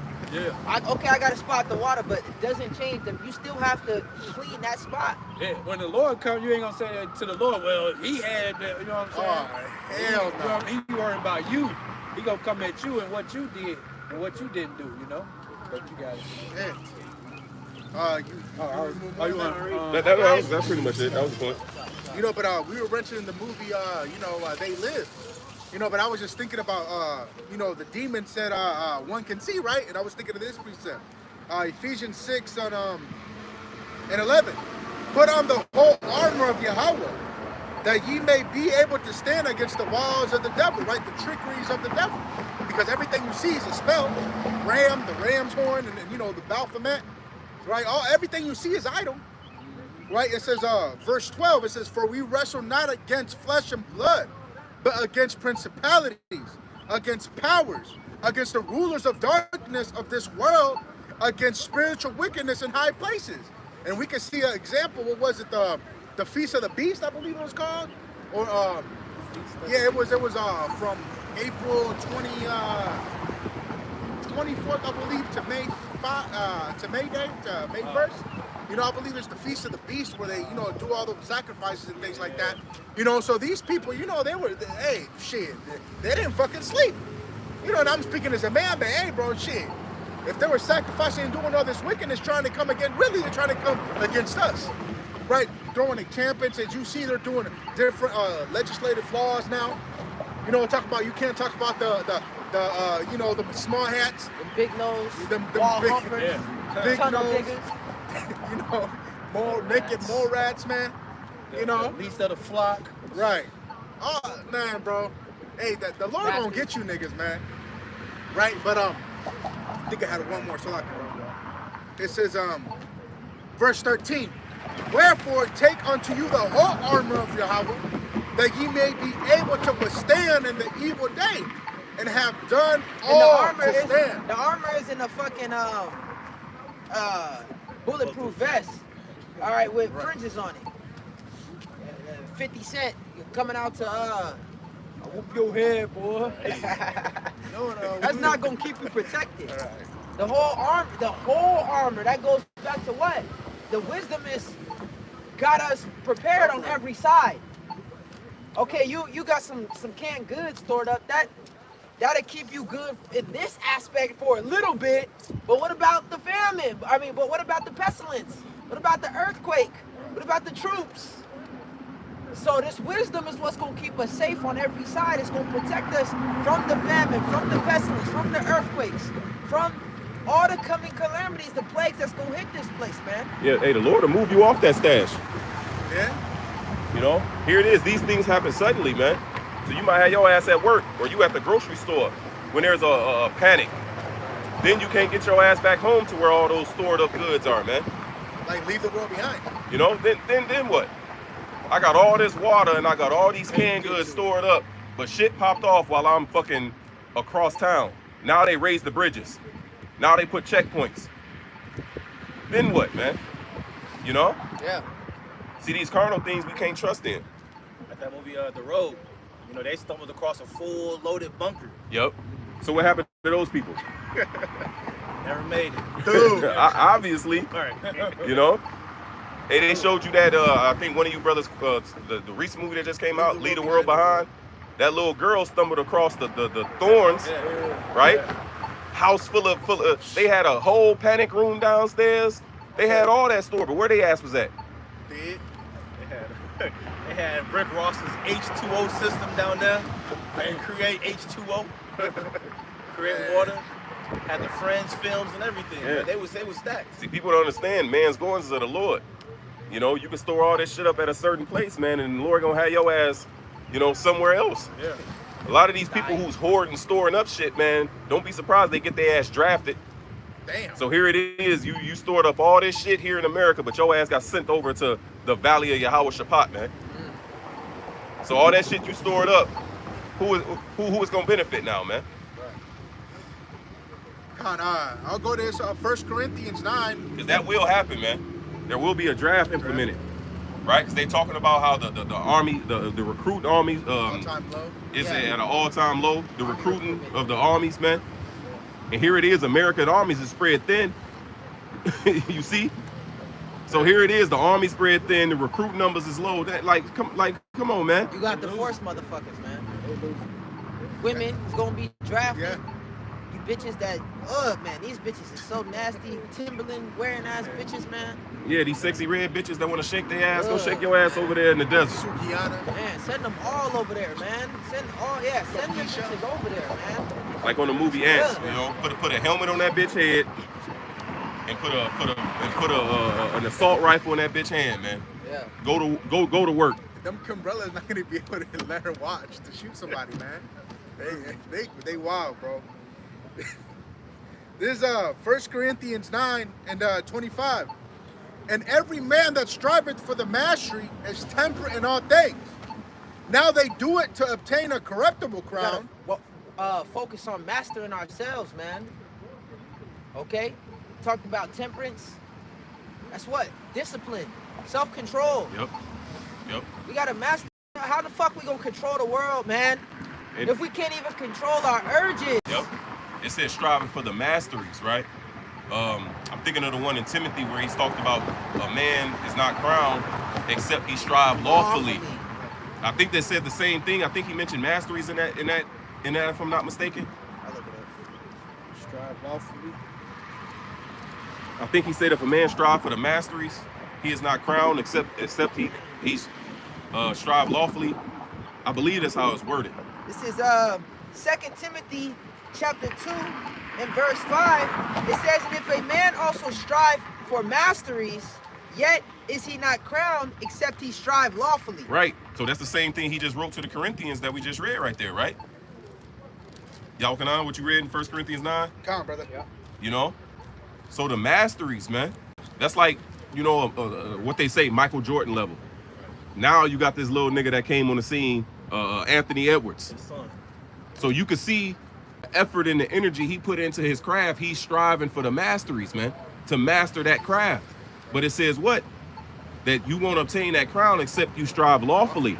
So just like in the NBA and the NFL and these different sports, you know, you have to perform within the structure of the laws, man. Regulations. Within the rules and regulations. So it's the same thing as us. There's a protocol. There's rules and regulations that Yahweh Basham Yahushua have established amongst us that we have to fulfill. Standard. You know? So here it is. We're hoping to be crowned, but we're going outside of the rules and regulations. Right. Then that's a disqualification. You see? Like they talking about what they gonna do with Ryan Garcia because it says he pissed dirty, man. So they said he was souped up during the fight, man. You know? So now what could they do? Now they can rule that victory null and void, man. No contest. Take that L off of Haney's record. Yeah, so now Haney becomes undefeated again. You know? She got beat up. But I think it's all theatrics, man. But you know, but I'm just using him as an example of what? Striving lawfully, man. Doing it right. So there's regulations, there's guidelines, there's rules that the Yahweh Basham Yahushua have set in place that we have to perform within, you know? Bro, and that's going to be into the end, though, because imagine when all hell And that's a part of that temperance, that discipline. Because you're self-control. You putting yourself in subjection unto what? The guidelines and rules, man. Like a basketball player. The nigga can't just walk without dribbling. Travel, nigga. You know? Nigga, you ain't playing soccer, nigga. Like, what is you doing? You know, but Slocky, brother, I ain't want to cut you off. Like in UFC, you can't kick a nigga while he's on his knees, bro. You can't. That's unlawful. You cannot do that, right? You can't go straight down elbows. Right. Boxing, right? You can't punch in the back of the Back of the head. Below the belt. Rabbit punching. Can't bite the ear. You know, when I was thinking about that lawfully, man, you imagine when, it says temperate and strive lawfully. Imagine in Jacob's trouble, man. Right, you hungry as hell. Right, you see some swine or somebody gave you some swine, bro. Hey, you gotta say no. You gotta have that temperance. Bro, a nigga told me that, bro. The Mexican. Oh my God. He told me that, bro. He said, man, that's God trying to. He said, you know what you sound like? You sound like that dude that was waiting for the God to save him, but the boat came. Goodness. So here, like, nigga, the Lord told you not to eat the swine. Right, so when the swine walks past, you think that's God trying to feed you, dog? Nah, that's tempting. That's to try you. You know? Satan. These people are bugged out, man, for real, man. I had a nigga at my job. The nigga said he'd eat a person. That's a nigga at my But job. these people not lying, man. Bro, they for real. It's for real. They Yeah. serious about that. These people not I lying. was just about to say that. Nigga at my job said the same shit. It's gonna be Eat a cannibalism. person. Yeah. So I was like, damn, you eat this big fat Edomite right here? Shit, I gotta do what I gotta do to survive, man. That's crazy. I was like, what? That shit's wild. Man, ain't no And honor that's in an that, agreeing shit. Nigga not even hungry yet. He's saying that. The nigga had a full lunchbox. They like you straight, you fed. You got food in your refrigerator. You can fucking go to the goddamn vending machine and get you some bullshit ass chips. You straight right now, and you still, you know what I'm saying, able to say if it came to that, that's right now, in your right mind. How much more when they're starving? They're going to eat each other, their own family members, man. Now, you start hallucinating and losing your goddamn mind when you're not yourself when you're hungry. Snickers. When Hungry, this nigga why was eat? Why himself, wait? he admitted that he'll eat a nigga. How much more when he get hungry and he's starving? Right. Those niggas are the niggas in the movie. They're shaking. Okay, Eli. They shake it. They Show get me your why? hands. Because they eat fucking They people, eat man. people, yeah. They was plotting on him too. And that show you. See, there was an article on End Time News said that everybody is talking about an apocalypse, man. Everybody is talking about the end of the world. That's becoming normal conversation. Headline news. Okay? Yeah, headline, yeah, that's what it was. It's normal conversation of people talking about the end of this place, man. People feel it. Man, hey, that's why you can't trust somebody that don't fear the Lord, man. 'Cause Can't. They do anything. You man. can't. They don't give a fuck. If they don't fear the Lord, they'll do anything. They have man. no moral No morals. standard. There's no boundaries. There's no boundary. There's no standard. You fuck my wife. You'll steal from me. Yeah, You'll do anything. yeah. All right. There's especially now. I ain't cool with it, man. I ain't claiming none of these niggas as my friends, man. My friends is the ones that do the will. Who is my mother? Who is my brother? Who is my sister? Them that do the will of Yahweh Ba Shem Yahweh Shai, man. Cause a nigga be, you knew a nigga, you was cool with the nigga in high school. Y'all played on the same team together. Now the nigga paint his nails. Talking about he was the power forward. You know what I'm saying? Getting down there, grabbing boards. All right. And now he's painting his nails. No, we not cool. Now I can't play ball with you no more. Yeah, we're not walking this. He said, how can two walk together unless they be agreed, man? All right? There's a lot of weird shit going on in this world, and we don't want no parts of it. All right? I'm sticking with the men that it says like-minded individuals, man. Seek out the glory for such as that be like thee. man. Second Esdras, man. As such that be like thee, that got the same hope as me. That's who I'm around, man. Okay? It says, be continually with a godly man. That's right. And forsake not the assembling of yourselves now much more that you see the day approaching. The Lord has assembled us, man. He's brought us together for a great purpose. We can't neglect that. It's a part of the gift. A part of the gift, that Timothy that you read, neglect not the gift. A part of that gift is the brotherhood. It tells you that in the book of Sirach. It says, he that getteth the faithful friend, getteth the treasure. Roughly paraphrasing, man. Yeah. This is a treasure. What's that? Psalms 133:1. Yep.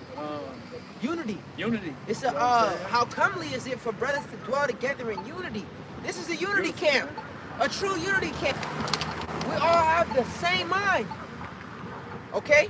We all believe that the MOTB is the CHIP. We all believe that Cornelius is an Israelite. We all believe that the name of the Heavenly Father is Yahweh and the name of the Son is Yahweh Shai. This is true unity. We couldn't have other Israelites, as far as IUIC, come here and camp with them. That's not a unity camp.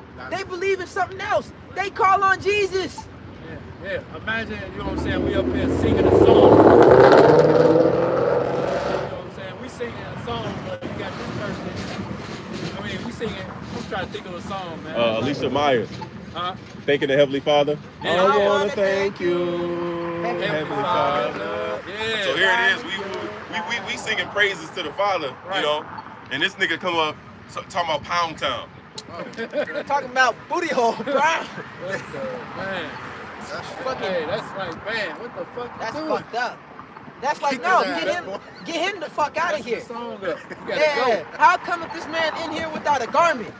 Bind him and cast him in the outer darkness, man. Uncertain sound.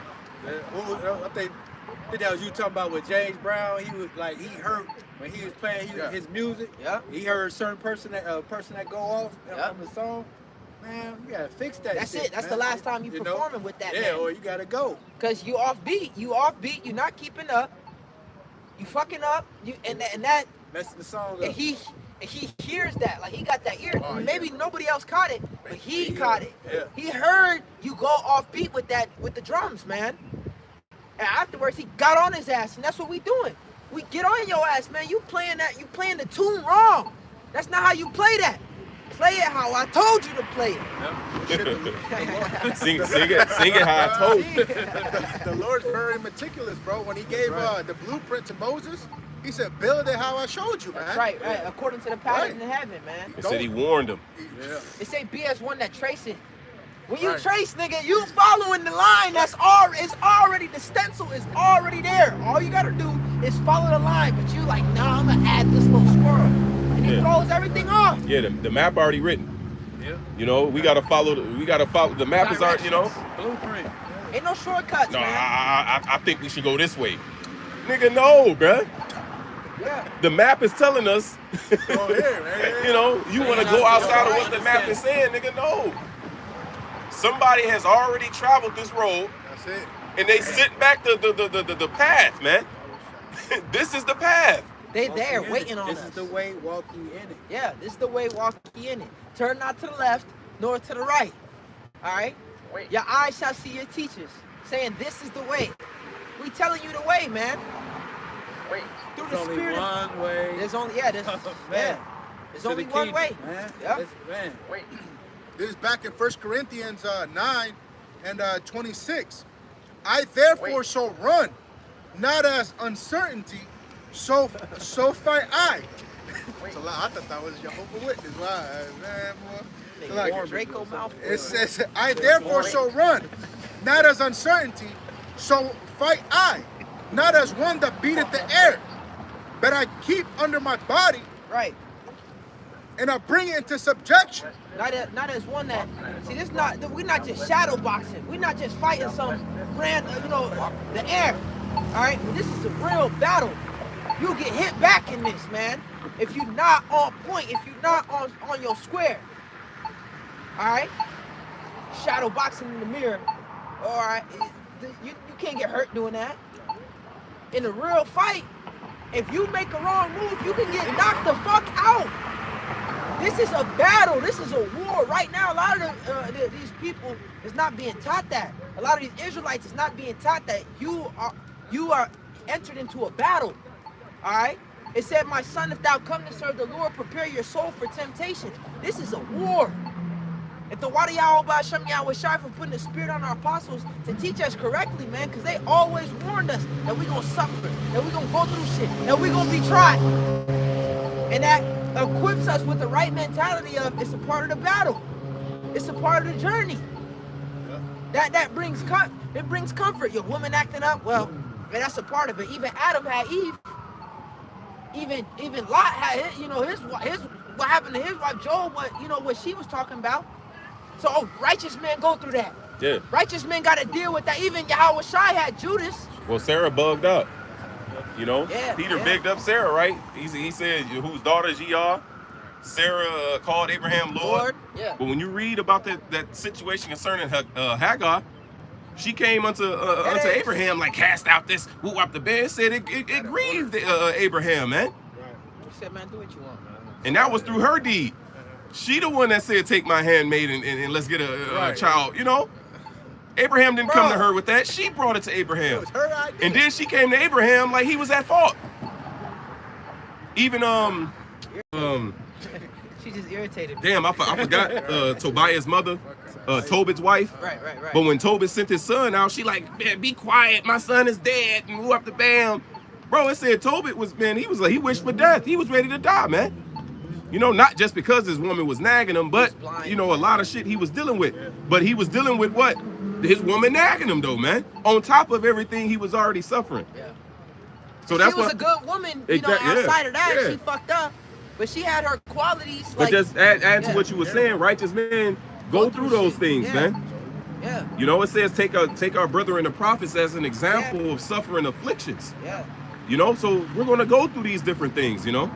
Troubles in the flesh. It says Yahweh Shai was a man acquainted with grief and with sorrow. But what? He kept his eyes single. And like you said, not to take away from, our foremothers, man. Yeah. You know, because we had righteous foremothers, but at the same time, they put hell on their husbands. Yeah. Like Paul wrote, we going to have trouble in the flesh. And it's worse now. Knowing that she's the weaker vessel, man. Yeah, how much more, getting them out of the American mentality, man. Where America has exalted the woman, and you know, here it is, she think that she makes the rules and these different things, man. You know? The weaker pants. She thinks she wear the pants in the house. You know? And that even shows that who wears the pants? The man is supposed to wear the pants. Women don't wear pants. Right. So when it said that the woman wear the pants, that means she's leading the relationship. We can't have that, man. Yeah, and it stems from idolatry. Yep. That's what it says in Wisdom of Solomon 14. It said the disorder in marriages, man. Right, right. So just that statement alone, where a woman wearing the pants, it shows that a woman is wearing a garment of a man that ain't supposed to be. That's an abomination. Yeah. Therefore, her wearing the pants, it comes with a mentality. So now she has the masculine. Yeah, like she's the head. Like, no. You know? Yeah, the Lord gave the order, Slaki, bro. No, it's Slaki on my part. Hey, you were saying the order, man. There's an order, and anything outside that order is uncivilized. Yeah. It's out of order. It's confusion. Yeah. It's confusion. Order, and it works. The order works. Yeah. This shit doesn't work. You trying to tell me when I have to be home does not work. It's against biology. You are not my fucking boss. You do not. That's plain and simple. That doesn't work. And you worrying about what the fuck I'm doing all the goddamn time. I'm a grown ass man. And that's a curse. Because as we were speaking about before they split off, the brother Joanna had mentioned about the serpent, where the Lord cursed the serpent, and it says, upon his belly he shall go. Which that's why Cain was fulfilled with the wicked lust. That's why Esau, you know, that's why he's the man of sin. Because upon his belly he's going to go. But when you read that the curses that was given, the serpent received that curse and the woman received the curse. It says, in childbearing, in pain shall she bring forth children. And then it says that what your desire shall be to thy husband, but he shall rule over thee. I'm roughly paraphrasing that, man. And it goes into them having a desire to rule over their husband. But go ahead, Slide. Because I'm butchering it, bro. Genesis 3 and 16. Then he said to the woman in NLT, Salakia, I will sharpen the pain of your pregnancy, and in your pain you will give birth. So this is a story to learn from. These people read these accounts. I hate to use the word story, but they read these accounts and look at it as just fairy tales. No, there's learning qualities, teaching aspects within this. Look what happened when she went outside of what her man instructed her to do. Now look at the state of the world. Through her, we all die. Now it hurts when you're giving birth. That's supposed to be a beautiful thing, right? You having it, but it's painful now. Now it's painful because of you not fucking listening. This is the only you book following the serpents. Yep. No, I was gonna say this is the only book that explains birth pains. Nobody why else it can happens. explain This is the cause of it, man. And you can't escape it. No matter how many drugs you try to take, how many shots you take in your spine, you can't escape the pains, man. You know. The epidural don't do shit but fuck your back up for the rest of your life. Spinal. That's stupid. Go ahead. It says Genesis 3 and 16. And then he said unto the woman, I will sharpen the pain of your pregnancy, and in pain will you give birth, and you will desire to control your husband, but he will rule over you. Right, and it said the same thing to the serpent. To Cain. You know, it says you will have a desire to rule over sin, but sin shall rule over you. Yeah.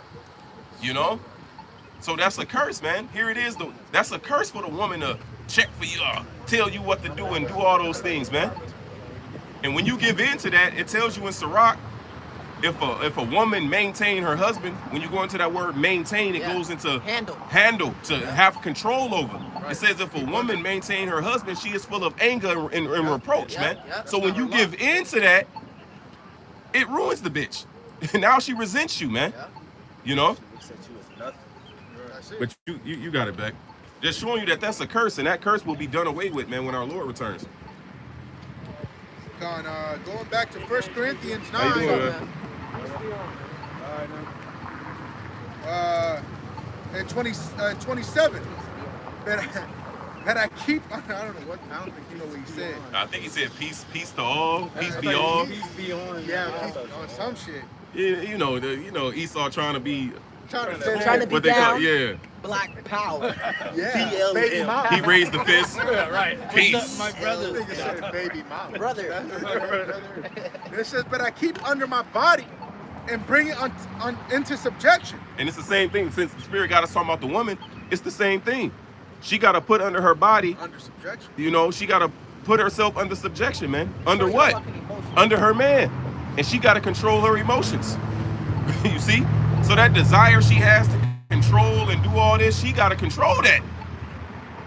You know? You got to control that desire to control. You know? Yeah, that's her battle. Her battle is she wants to fucking, because that's what she's been taught. She's been watching all these Disney movies. You're supposed to fucking fight a goddamn dragon. All right, go into this burning damn castle and save her ass. Mulan. Yeah. So now she can do whatever a man can do, and now she saved the kingdom. Nah, man. Tarzan. Those are the fairy tales. See, why they look at the Bible as a comic book. Right. That was a line in one of Wayne's songs, man. Nigga said he viewed the Bible as a comic book. fucking- You know, so here it is. These niggas look at the Bible as fairy tales, but here it is. The shit they believe in is fucking cunningly devised fables, man. Yeah. They indoctrinated the woman and the man. Now you think you're supposed to be all sweet and soft to her to get to her, man. You know, that goes against their biology. They don't want you to be all, no woman wants you to be all soft. They say they ain't got a saying, nice guys finish last. But that's what you've been taught though. To be gentle. To be a gentleman. Yeah. You know, it's a lie. You've been lied to. Going back to the garden. What we read. The serpent lied to Eve, man. All right, and this is the result of it. Now you in the house by yourself. Now you focused on being. There's a nigga named Christian Wood. You know Christian Wood? He played for Houston. He played for Houston. He played for the Lakers couple seasons. Yeah, last season, 2 seasons ago. So he got some influencer OnlyFans bitch pregnant, but he just got custody of his shorty though. And she posted a meme of a bitch jumping off the yacht into the water talking about, you know, we outside all summer. After she bitch don't got custody of her, so she don't give a fuck. They really don't.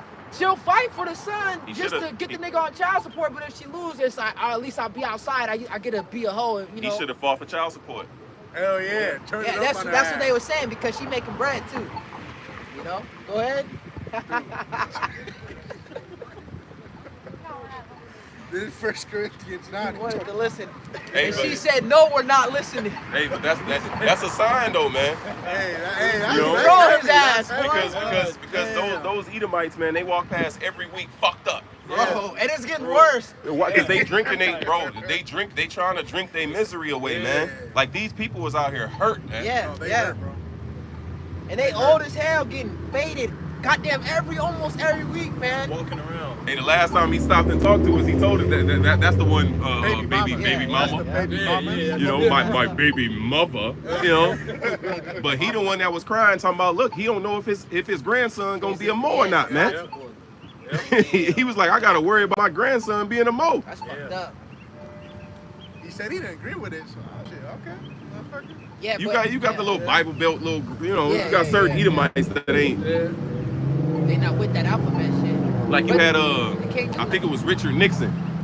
He had spoke against the Bohemian Grove, and he was like, man, I ain't going there with all them freaks and he like, man, these these gay, I ain't with that.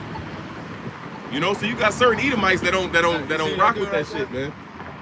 Hey, see, these people mad. His ass rolled past. They gave up the finger, man. He saw mad as hell, man. Because the truth is out. Yeah, this truth is bringing this place down, man.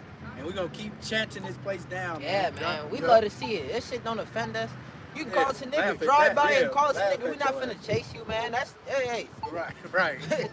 Good. Esau realizing that all his tactics that he used to rile Jacob ain't working no more. Yeah, that N-word, that used to be a trigger Oh, even yeah, for yeah. me. Yeah. Nigga, what? You call, yeah, Set but up those motherfucker trigger off. words ain't working. That shit don't work no That more, shit man. don't phase, man. We above that. We beyond that. We're gonna rule you, nigga. Like we're gonna be. We can have that little You better N-word. be a new nigga. Hey, I don't know if you saying brothers remember, but we was out at the bar a couple years back, and the Edomite dude called me a nigga. And I'm like, all right, man, just go on. And then some Edomite little broad was like, what did you say? And she pushed him, and then a nigga woman came and socked his ass. Yeah, I remember that. And then, the Jakes came and beat his ass, bro. He said, no, we got you. So the Lord sent some niggas in the world to beat that nigga up. So I ain't have to get all, this nigga called me a nigga. I was like, okay, whatever, bro. Right. You know? And then here it is, bro. The Lord allowed me to see his ass get beat up. Man, it's gonna be more of The that. the nigga woman was punching the shit out of him. Big car. And I'm sitting there watching like, see? You know? Well, shit, even that time we was on the other spot on the line, and I think was that an Edomite? Yeah, it was in front of the dart station. Yeah. And then you had the Jake and his son. Yep. Yep. He's like, man, what y'all want? Even at the other spot, man, it's always, man. They like, what? Hey, they messing with y'all or this and that? Yeah. Nah, we cool, you know. Going back to 1 Corinthians 9 and 27, that I keep under my body and bring it into subjection, lest that by any means, when I have preached to others, I myself shall be a castaway. That's You know, it. Yeah, that go ahead. hypocrite, man. That hypocrite. That man, bro. The Lord don't want to sit with disassemblers. Yeah. Exactly like it says in Psalms, man. It goes into a hypocrite, an actor, somebody that professes a belief and doesn't uphold it, man. The Lord said, woe unto you scribes and Pharisees, ye hypocrites. Yeah. Ye hypocrites. Can't be hypocrites not getting to the kingdom, man. A hypocrite is what? An actor. Someone that says one thing but is completely different.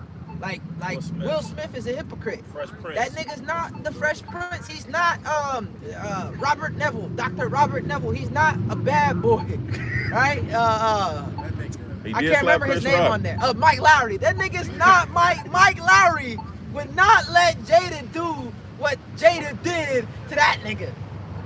August Alsina and all that fucking bull. Yeah, that nigga ain't, he's not that. Hancock, he played Ali. So what an actor or a hypocrite is, they're not really what they portray to the public. All right, he's not really, Ali, okay? He's not really that nigga. He's really a bitch, a simp, a fruit. All right? Worship the pursuit of happiness, is a hard worker, good dad, good father. Look what he did with his son. Look what he did with his daughter. Fucking offered him up to Molech, man. Caused the seed to pass through the fire. Yeah, well, even the witchcraft they put on him at birth. Because Jaden, the boy, is named after the mother. And Willow, the daughter, is named after the father, man. That in itself, man, Yeah. you know? And there's a whole video of that nigga Jaden just going up to Justin Bieber and humping the nigga. And humping, straight up That's why they humping say the nigga, man. hello. By feeling some in their backside. And then when you go into the comment boards, there's people justifying that shit. Women, be the nigga woman, bro. Bro, you can't just, people can't just, you know what I'm saying? Yeah, hug each other. Cancel Nigga, hug them. romance. You got the apostles was talking about it. Damn, all these people is fruits, man. I don't even want to mention it. Justin Bieber. Yeah, these niggas are fruit. Man, bro. Niggas Yeah, are fruit. I ain't know about that until they said it. I seen the video before they said it. Odell Beckham and Justin Bieber. Odell, Justin Bieber, and then Trey Songz was like on the watch for them, like. And then when Trey Songz see the camera, he was tapped him, and all he sees is this nigga Odell Justin pulling up his Bieber come up, pants. wipe his face Odell zipping up his zipper. in the club, yeah. That shit's so foul, bro. But these people are idolized. These people are. This nigga Odell's he was. I don't know how good he is now. Nah, he been trashed the last couple catching years. shit with one hand. When he left the Giants, bro, it was a wrap. Injury prone. It was a wrap. Because then he got picked up by Cleveland. He was garbage with them. Then he didn't do shit with the Ravens last year. You was mentioning it, the Hooper. He's supposed to be going #1, I think, in a draft. But he be painting his nails and he No, that's football. Oh, football. Okay, Yeah, the right. Bears drafted him. Caleb Williams. Bro, these niggas play football. That's supposed to be a man's Hey, sport. don't talk about my quarterback. See, at first he didn't get drafted yet. No, I'm talking shit. So the Bears got him then? Yeah, the Bears Okay. picked him up. That nigga's gonna get injured. Orange and blue. Fruitcake, fucking Yeah, these dudes is fruits, man. even Tank, man, that shit disappointing, man. That nigga painted his nails. That nigga be doing that soft ass fruit shit, man. All these niggas is off. Fruity Loops. Haney, he was in the fucking pool with Diddy.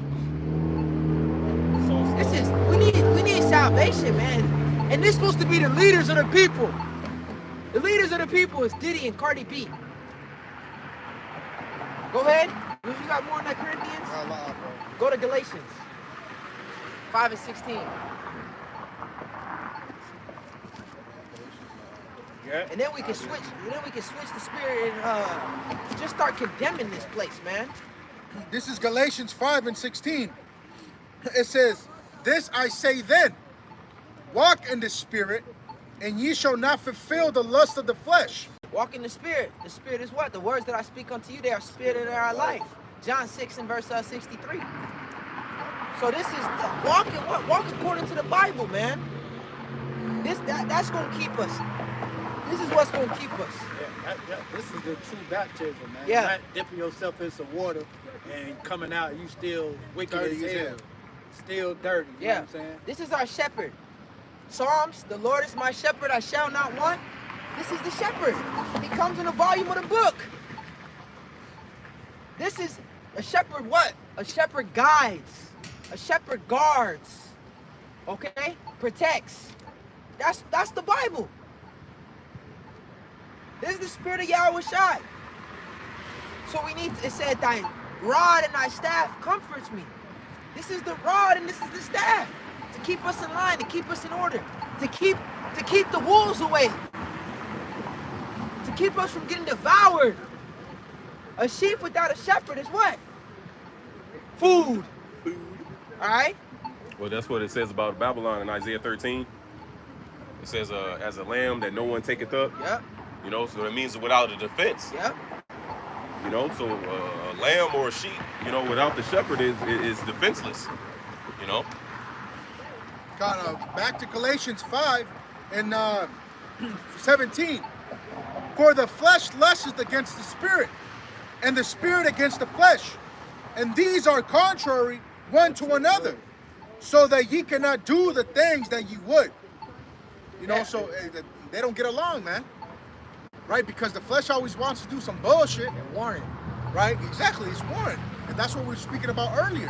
What's gonna win? Is the spirit? It depends on what you're feeding more. Right? If you're feeding the spirit more, it's gonna prevail. But if you're feeding more the flesh, man, it never happens. To be carnally minded is death. Yeah. If you I think it's the next chapter, you sow to the spirit. I mean sow to the flesh, jump to 6 and sow to the flesh, start at verse 5. This is Galatians 6 and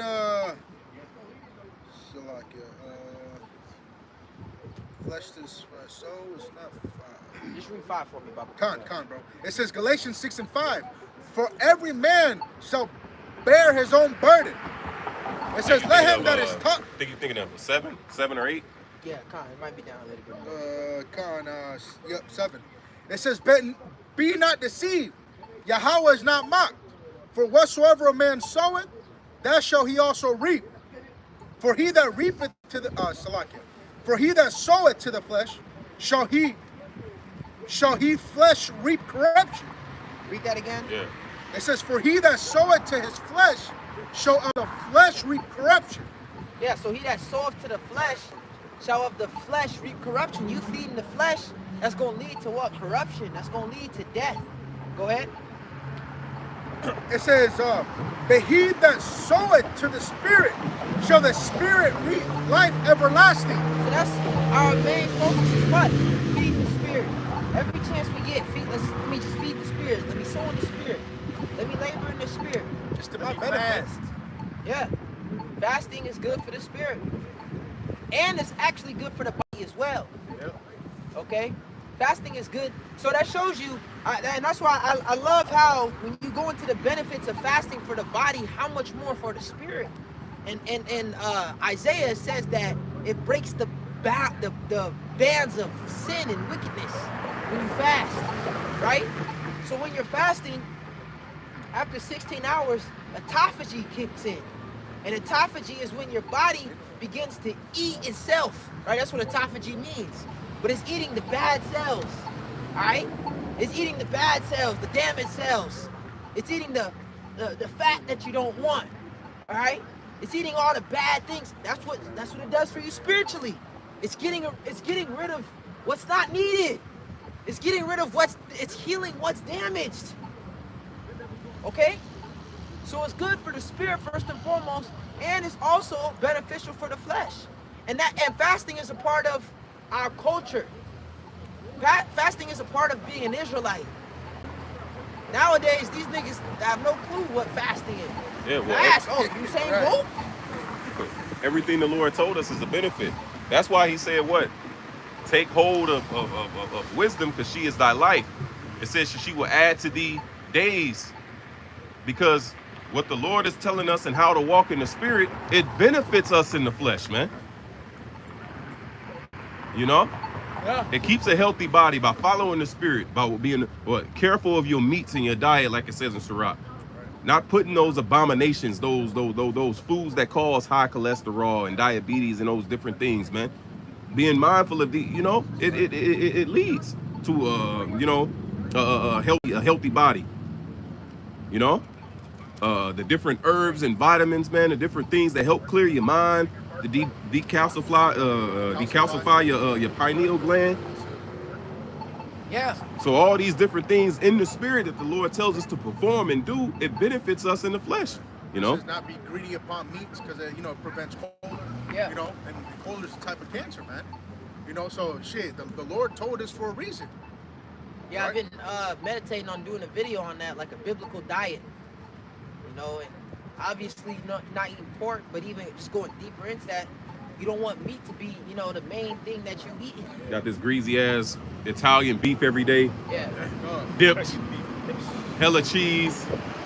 You know, like nah, man. Every day. You know, It may be lawful, but it's not expedient. You eating a lawful meat, but you can't do that every day, and that goes back to the Bible. And then you complain about how you don't have energy. Or Yeah. you feel like fucking Yeah. shit. You gotta You clean feel your bloated, diet. your back hurts. Why? Because the shit you're eating. Because you in the drive-through.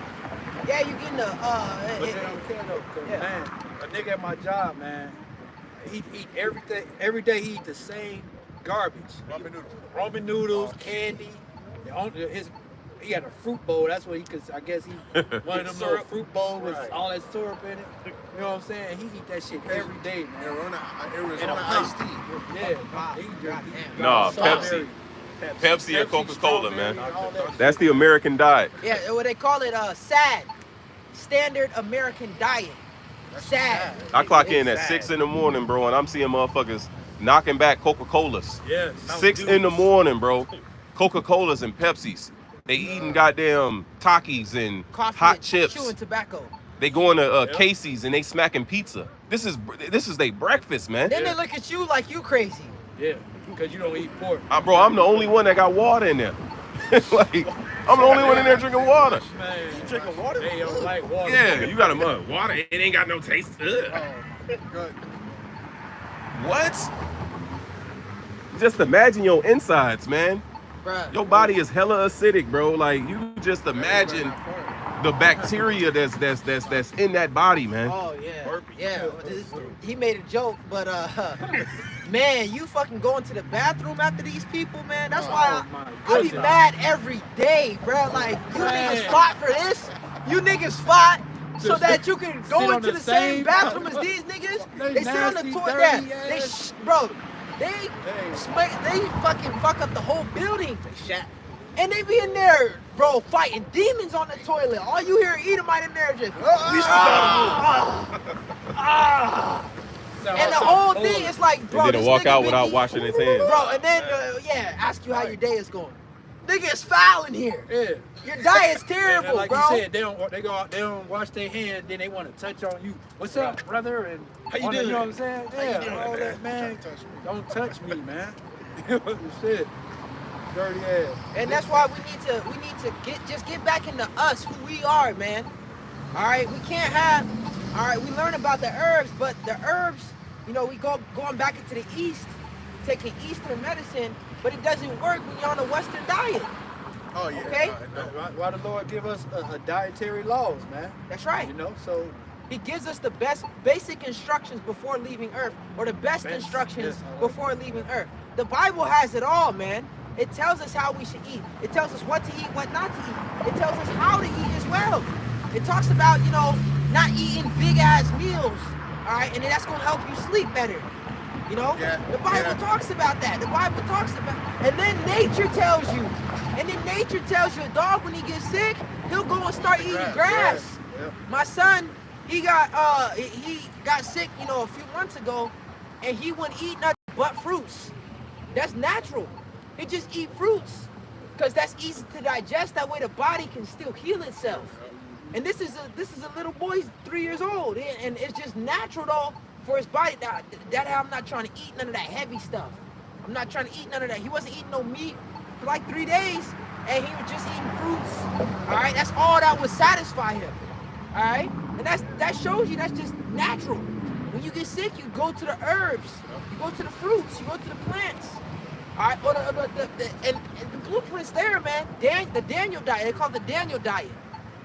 He said he refused to eat the king's meat, and he was eating pulse. Means he was pretty much on a plant-based diet. And after 10 days, he was more. His face, his countenance was more rich.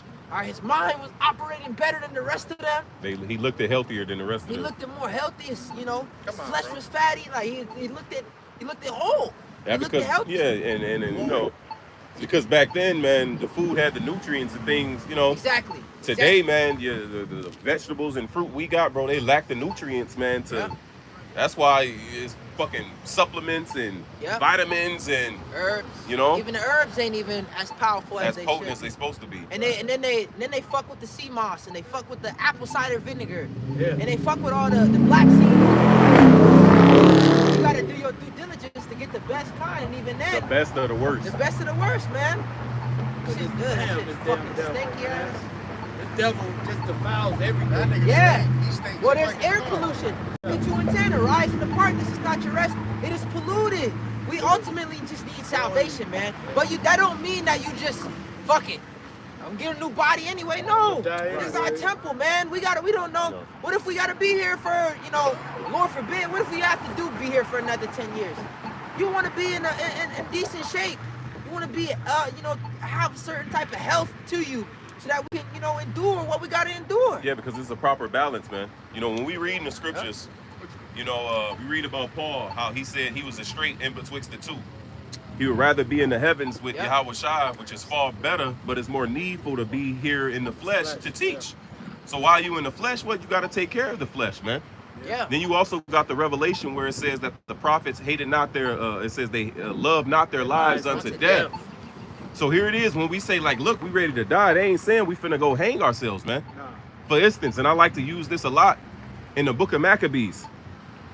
A lot of people chose to die rather than to eat swine.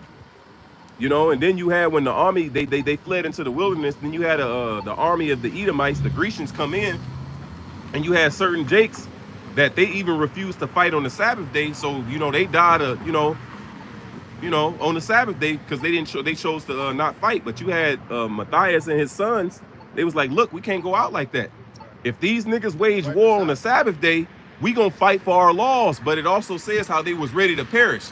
So here it is. If I'm ready to die, wouldn't I just let the army come in and take me? Right. Why am I finna whoop these niggas' ass if I'm ready to die? Because it's showing you a perspective, man. It's a mentality, you know? Yeah, I'm ready to fucking for this place to perish. I'm ready for this shit, man. But as long as I'm here, I gotta what? I gotta maintain this body that I'm in, man. Right. You know? And even I know the elder Ariala, he likes to say too, don't what is it on your credit cards? I believe don't max out your credit card. Yeah, or something like that. He says don't try to time Babylon. Don't try to time the end of the world. Yeah, and then all your fucking credit cards, then you're in debt. You know, shit, bro, that's wise, man. You know, but I got one real quick. It says Sirach 30 and 15. Health and a good state of body are above all gold, and a strong body above infinite wealth. You know, so shit, hey man, keeping that diet better. You know, just watch what you eat. You know, in moderation. You know, and shit. I know, you know, Jake got folly, whatever, but keep that in moderation, man. Yeah, the scriptures say, well, exercise has a little profit, profit of little. Bodily You know what I'm exercise, saying? profit of little. Yeah, it profit a little, but it do have profits. I mean, it do, you know what I'm saying? profit. It do have a little profit, you know what I'm saying? If you take care of your body, you know? Go ahead. You got it. I got this precept. This is Sirach 39 and verse 26. It says the principal things for the whole use of man's life are water, fire, iron, salt, wheat of flour, honey. Right, so now this is, again, we're in different times. So the flour that you get today is tainted. Rich and rich flour, white and rich flour. Yeah, that white flour, that's no bueno. Okay, Anything you want to white, stay away from that. Yeah, anything flour, anything you know white, what I'm saying? cauliflower, White the bread, fucking white bread, rice. white White rice. rice. That shit's all bad for you, White man. sugar. Okay, the table salt. You want to get something. You want to get sea salt. All right. It says, did you just read carrot for his diet? You didn't read that, right? There's a scripture. Look that up for me. Type in carrot diet, I believe it says. But read that again. This is Sirach 39 and verse 26. The principal things for the whole use of man's life are water, fire. Water. So you want to make sure you're drinking your water or eating your water. All right. However you want to look at it. All right. Man, you drink water, man. Yeah, you drink That water. nigga be trying to just sound too fucking deep. Yeah. You drink, of course you eat your fruit. Yeah. You got watermelon. Yeah, watermelon. So even when you eat watermelon, of course you being hydrated, but you still drink water, Right. man. We understand. We understand what is the best source of hydration. All right, you can get from, especially from what they do to the water. We understand all that, man. All right, but just keep it simple, especially for simple niggas. All right.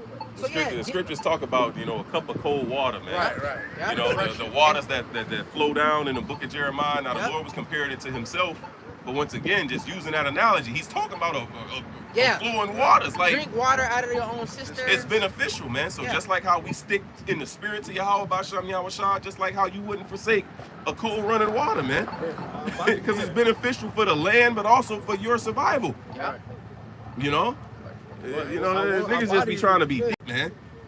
We wasn't meant to drink water. We were meant to eat water. Yeah. The nigga, shut up. Yeah. What's wrong with niggas, man? And that's why Eat the ice, Bible nigga, all day. gives it, because these guys, they're good at what they do as far as like health and diet and stuff like that. But the Bible brings it all together because they say, oh, we're not made to eat meat. Well, I mean, the Bible gives us the understanding of that. Now, the meat that we have today, we understand is tainted. All right, we understand they fuck with it. But you can't just say that it's unlawful, because it's not. We're going to teach what's right. You eat lamb on the Pesach. Okay? So what you want to do, you want to stay away from the process the processed meats as best as you can. But again, this place is polluted. The fruits is polluted, the herbs is polluted, the vegetables, it's all polluted, man. So it just goes back to getting the best of the worst, man. Go ahead. Yeah, the scripture said that we would eat our food defiled. Yep. That's right. They shall eat their bread defiled amongst the So you see, that's what they doing. Everything they touch, they defile it. You know what I'm saying? They can't leave a watermelon alone, man. That's they fucked gotta up. fuck The with grapes. the watermelon. They gotta man. take seeds out of all the fruit. Yeah. Seedless everything. Everything is seedless. Even these niggas. Yeah. And the point wasn't to take the seeds out, man. It goes back into the curse that was placed upon Cain. It says that the earth would now yield its increase. The bus to let people on and off, it lowers up and down. But the earth will not yield its increase unto Cain, which Cain is Esau Edom. So the earth won't yield its increase unto this devil, man. So what's grown naturally is real small. So here it is, this devil, like, you know what? I'm gonna genetically modify it. It comes out bigger, man. Yeah. When you look at real bananas with seeds in them, they real small, man. But then when you look at the GMO bananas, they big as fuck. Ooh, what the fuck? Damn. Smack the hell out of him. Sure would have been beautiful. Yeah. It just shows you the demons riling up, man. Yeah, it is. It's a bunch of weird shit going on. But even with the seeds, all right, or they got hybrids. This devil has to go, bro. He released genetically modified salmon with the wild salmon, and they started eating the wild natural salmon. Okay, that show you that shit is A off. fucking cannibal fish. Yeah, that's not a salmon's diet. Salmon don't eat other salmon. So what the fuck is this shit you released into the? Turn the salmon into fucking piranha. Oh my goodness. And it's good. Yahweh Shai turned. He multiplied the fish, so you can eat. These things are edible. We're not coming with no goddamn black vegan. You can't. You know what I'm saying? It's unlawful to eat meat. You know what I'm saying? No, you can do that, but just understanding. All right, understanding what we're eating and having a care for. It says care for his meat. Yeah, read that real quick. It says, Sirach, it's the same chapter, Sirach 30 and 25. A cheerful and good heart will have a care for his meat and diet. Yeah, we'll have a care for his meat and his diet, man. All right? We'll have a care for what he eats, because that affects us. What we put into our body affects us, obviously, right? So you are what you eat. You are what you eat. It affects how you think. It affects your energy levels. All right, it affects your moods. All right? So coming into this truth, don't be that guy, all right? You know the picture. He has his fringes on, but he's smoking a cigarette. Stressed. He has his fringes on, but he's eating McDonald's. The fresh All right? We have to be better than that. It's growing. It's growing in the knowledge and in the faith of Yahweh Ba'Shem Yahweh Shai. Go back to what you was reading. This is Sirach 39 and verse 26. The principal things for the whole use of man's life are water, fire, iron, and salt. It's defiled. All of them are fucking defiled. You gotta take iron supplements. The next verse gonna say it. Yep. Right. Salt. The salt is through. That shit is. Oh, that salt will fucking kill your ass, man. That table The salt. iodine, that's fucking glass, That iodine man. salt is fucking Glass dead. in your arteries. Yeah, that's not. So if you want to get salt, you want to get Celtic sea sea salt, salt. Himalayan salt. Bro, You got even the Himalayan. So lucky, bro, but they say even the Himalayan peak That salt shit's now not- it's fucked up now Yeah, too, they because fuck with everything. yeah, That because shit- the way they mine it and shit, they have to Processing. explode or some shit crazy as Yeah. fuck. Even though you could do it naturally, but let's just fucking explode it, boom, and Oh, now yeah. it has fucking radiation or whatever in the motherfucker. Well, that was the point I was gonna make earlier. How Esau, he's impatient. And we see Yeah. that when we go back to the book of shit fucking Genesis. wrecked. He's impatient. So instead of letting the cow just naturally grow and get big, he stuffs it with hormones so that it can get bigger and grow faster. He forces them to reproduce. All right. So that shows you how he's impatient with fruits. He put pesticides instead of doing the right things. When he puts pesticides on it, he puts GMOs to make it not only grow faster but also to preserve it. So-called preserve it. You're not supposed to. Everything that lives really is supposed to die. Fruits, they're supposed to grow. They have their time. All right, they're supposed to decay. Is the point I'm making. You get a Chick-fil-A, you get that Chick-fil-A chicken. That shit don't decompose. goddamn apple. Remember, not even Yeah, apple. apples You don't. eat it. Yeah, this fucking apple lasts for 4 weeks. That's not a real apple. It stays shiny as hell. Yes, looking like Them French fries from McDonald's. Yeah. That shit, boy, last you can night. smoke them things, man. once you take the apple from the tree, it's no longer getting its nutrients. So it's supposed So to now it decay. has a timeline for you to eat it. Yeah. And so Esau, he thinks he's a smart ass. Well, yeah, to beat that, I'ma just genetically modify it, make it last longer. But the genetically modified version is giving you cancer. Now you're stripping it from from the life that it's supposed to give. Go ahead. It says the flour of wheat, honey, milk, and the blood of the grape, and oil and clothing. Yeah, so honey, milk, the blood of the grape is wine. All these things, I'ma just let you finish. Verse 27 says, all these things are good for the godly, so to the sinner they are turned to evil. This nigga made all these things bad, man. That fucking honey, the one with the bear, that's just not no good honey. That's not good honey right there, man. All right, the milk, Man, they had a recall on that apple juice in the glass. that's fucked up. That Martini, yeah. Yeah, and see the thing about that is, what made that so good is that it was actually made from actual apples. What they say. I was talking to the lady at the store. She It's was, GMO apple. Yeah, she was saying that she was talking about the thing, pretty much The where it's processing made. plant. Yeah, where it's made at and how the history of it.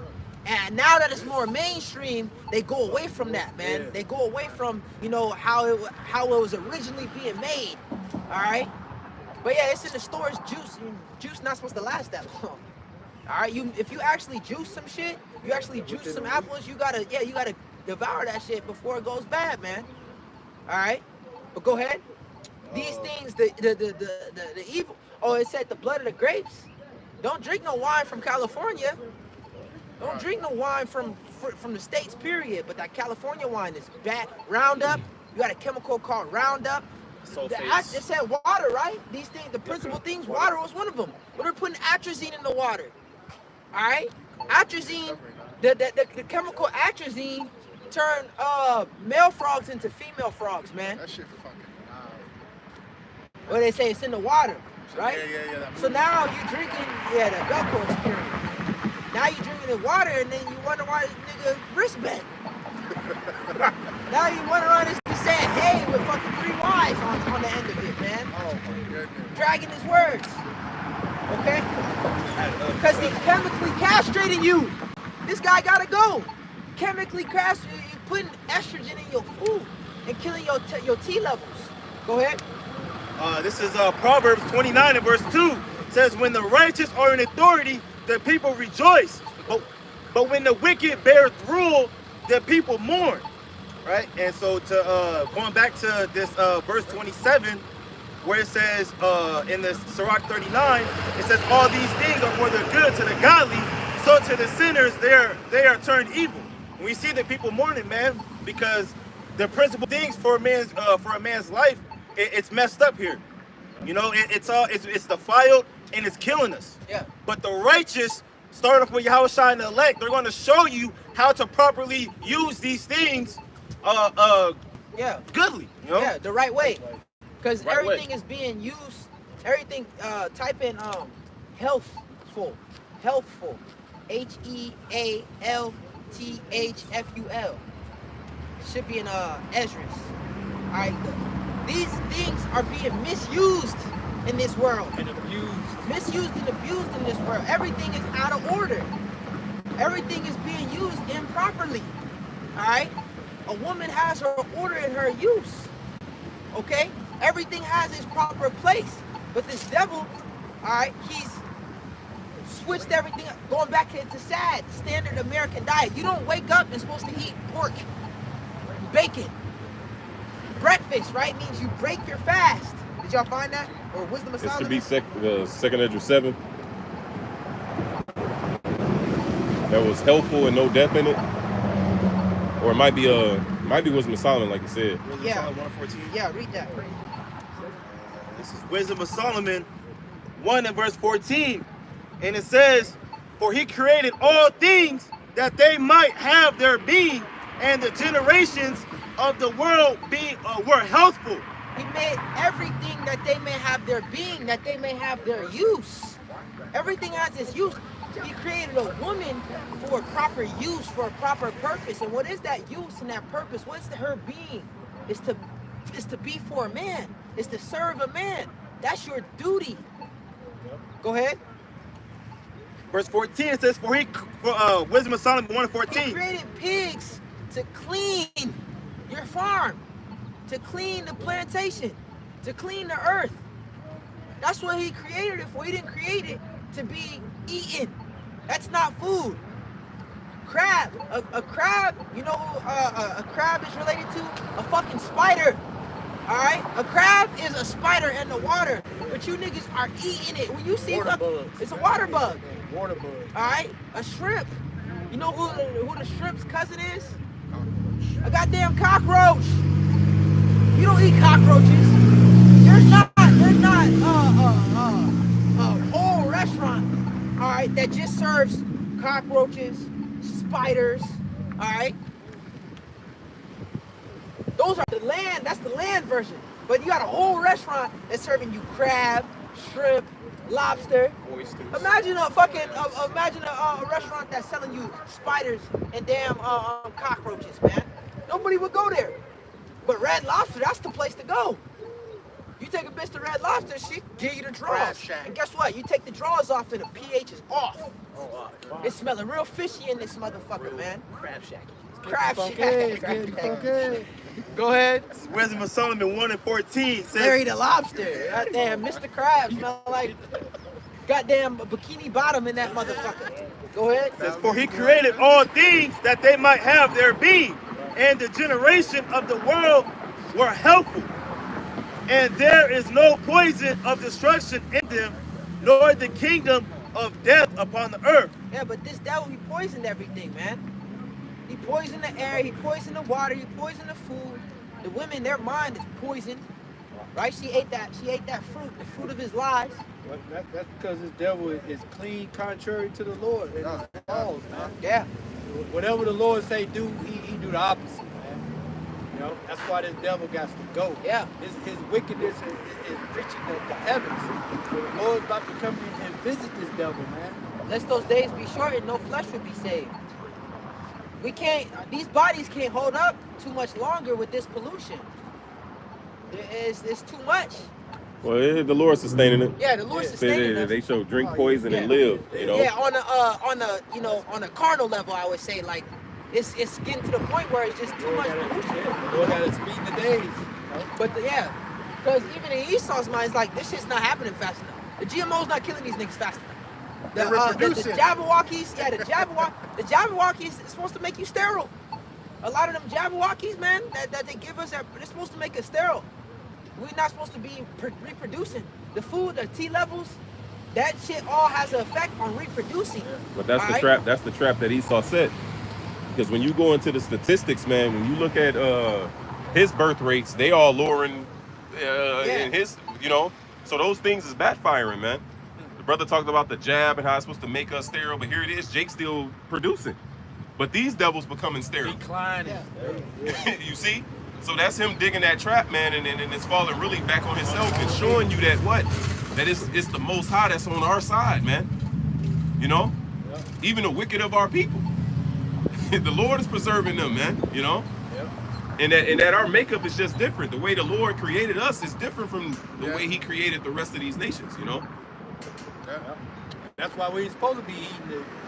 Like how you got, you know, Moab, they can eat dogs, cats, and all this stuff. And be fit. And be good, you know what I'm saying?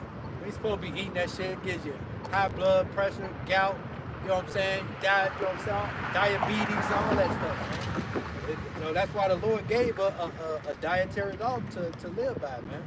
You know? Yeah, this devil's such a devil, bro. He targets shit that, you know what I'm saying, like corn. You know, a lot of Jake love corn. You know, all the tribes love corn the cob. You know what I'm saying? All that. You go into the scriptures, you know? Like we were, you know, shepherds and not only shepherds, but you know, husbandmen. You know, so we planted the wheat, we planted the corn, we planted all those things, man, and that's why those things are a staple in Jake's diet. You know, because I remember growing up, bread was a staple in our diet, man. You know, corn was a staple in our diet. You know, see these different things, man. You know. And this dude, what? You talked about the white bread. What did he do? You know, he polluted the bread. Now the bread fucking sticks to your love handles and shit. What they say? Right. You know? And stick on top of your roof of your mouth. And then the corn, man. The corn is GMO corn. It has no nutrients to it, man. Shit that shit right out. You know, then it sticks in your intestine. You know. Well, what the corn really is made out of, bro, it's basically they made it for cows, you know, because cows eat it a lot. So they made cows to eat it a lot. So what it does is it makes them grow faster, it makes them fat, so they can sell it quicker. And that's why they're giving it to people, man. You know, cornmeal, cornstarch, anything that has corn in it, it's made to make you bloated, fat, and you know, syrup, high fructose corn. Exactly, all that, everything that's made out of corn, bro. This nigga touched it, man. And it's just here in America, man. Like that's you know, because a lot of countries they ban the bullshits that we eat here. Right. You know, I think it was y'all Kanan, you spoke about I think it was a TikTok you seen or Instagram post. But dude, you know, he from America, but he went over to Italy. Yeah. You know, and then he was eating pasta and pizza and bread and all that, and he lost weight, man. He lost, bro. Yeah. You know why? Because that's actual bread, that's actual wheat, that's actual dough over there, man. That your body's using instead of storing it for fat. You know, because it's not GMO over there, man. They can make you a dough up a pizza and make you shit at man, bro. Yeah, well, I don't know who it was that said that, but he's like, what if you get sick here in America? Oh, you have to leave America. You got to leave America. It was if you want to be, doctor. Yeah, if you want to be healed, you would die here, man. Because what they do, they capitalize on your sickness here, man. They want you sick. They Yeah. want you know. Well, they have an institution, or for lack of a better word, they got the USDA, the United States, drugs. Safety, food, and Yeah, man. Yeah. And here it is. That's what regulates the food, bro. Why the fuck is a drug company or a drug institution regulating our food? Because it's showing you that it's drugs, man. You know. It's crazy, man. Devil And then here it is. Like when you buy the black seed oil and you buy the different, ashwagandha and the different supplements, it'll say USDA not approved. So the things that's healthy for you, man, they'll say that we don't approve it. And then they try to say, well, damn, I forgot the disclaimer that they put, man. They'll say that this product has not been verified. it's not, has not been this, that, and the third. And it's like, no, well, it's proven over millennia that these things, been healing. It heals you. But they want to give you the things that kill you. It's fucked up because they got their own holistic doctors, you know what I'm saying, the high elite. But they give everybody else bullshit, bro. Yeah, they drugs. They man-made drugs and shit. You know? The biggest drug dealer on earth, man, is this devil, man. Right. Yeah, that's the scripture in the book of Jeremiah. It was referring to all people back then, but we can apply it to Esau today. It speaks about is it Jeremiah or is it Amos? Or it might be Habakkuk. I don't know, I might be mixing precepts together, but it goes into woe to him that set his house on high so that he can dwell alone in the field. I don't think it's worded like that. I just butchered it. It's Habakkuk. Yeah, Habakkuk 2:9. And it says, woe to him that covereth an evil covetousness, to his house, that we may set his nest on high. That he may set his nest on high, man. Like So here it is. You got these elite. The brother spoke about what? The high elites, man. They ain't got neighbors. Hell no. They hoard up all the different things and the resources, man, so that they can be alone, man. Yeah. And here it is. You got this devil. You had the guide stones before they took him down. Yep. Keep humanity under 500 million. So this dude is really trying to hoard the earth to himself, pretty much, man. Yeah. Right. Because he know, because like you just said earlier, their birth rate is declining, their death rate is inclining. You know what I'm saying? So they wouldn't survive, man. Man, they're not. They just can't survive, man. The sun hates them. Everything hates them. Yeah. It says, Salaki, it says, They women is choosing, you know what I'm saying, Jake. You know what I'm saying? bro, So, I was thinking of the analogy that elders used, bro. They said, man, if you see a white motherfucking cockroach, you're gonna have to get that nigga.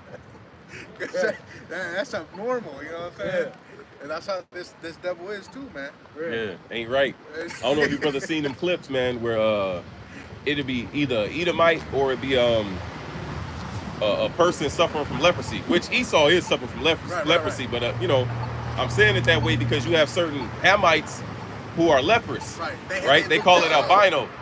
But here it is, you got certain African villages, man. Edomite will walk through the town and all the people, they shocked as fuck. Like, what the fuck is this? Because they ain't never seen a motherfucker that, they ain't never seen a nigga like that, man.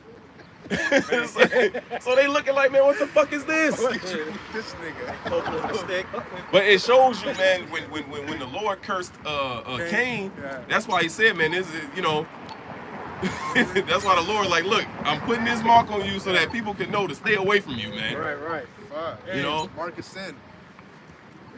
But read that just to show, because you said that here it is, they have their own holistic doctors. Here it is, they utilize the herbs. They ain't drinking this tainted, polluted water that we drinking, man. They ain't McDonald's. They ain't eating those food institutions. They not doing all that, man. So why do they give it to the people, right? So it's to kill off the majority. You know what I'm saying? Yep. To keep the population. This devil want to talk about a population control, and that's what the Jamba juice and all that, all those things is for population control, man. Because they've been wanting to so that he can sit himself on high, man. They've been wanting to reduce the population to 500 million. There's over 7 billion people on the earth. How they gonna do that? Well, they, like the brother said, all these different avenues, but pretty soon they just gonna come down having great wrath. Yep. This is Isaiah 24:4. The earth mourneth and fadeth away. The world languisheth and fadeth away. The haughty people of the earth do languish. All right, and you go into that word languish. It's I believe it just in the Google. It's an imminent signs of approaching death. Yeah. Right? And these and we know, like I said, we know these people is fucked, man. They feel it and they spirit. Yeah. Well, they said that, you know, the apocalypse and the end of the world conversation is happening more frequently because these people can, you know, with all the sea attacks, the weather phenomenons, the epidemics, earthquakes, you know, the pestilence, all these different things got even just regular ass people feeling like something's big. Jason A, y'all know that YouTube? Something strange is happening in the world. 2024. Fucking animals just beaching themselves, birds just running into buildings, killing themselves because of the frequency, because of the 5G frequencies, the animals beaching themselves because of the water pollution. Life cannot continue in this direction. So Yahweh Shai has to come and restore order. That's it. Okay? Press the reset. He has to reset this place.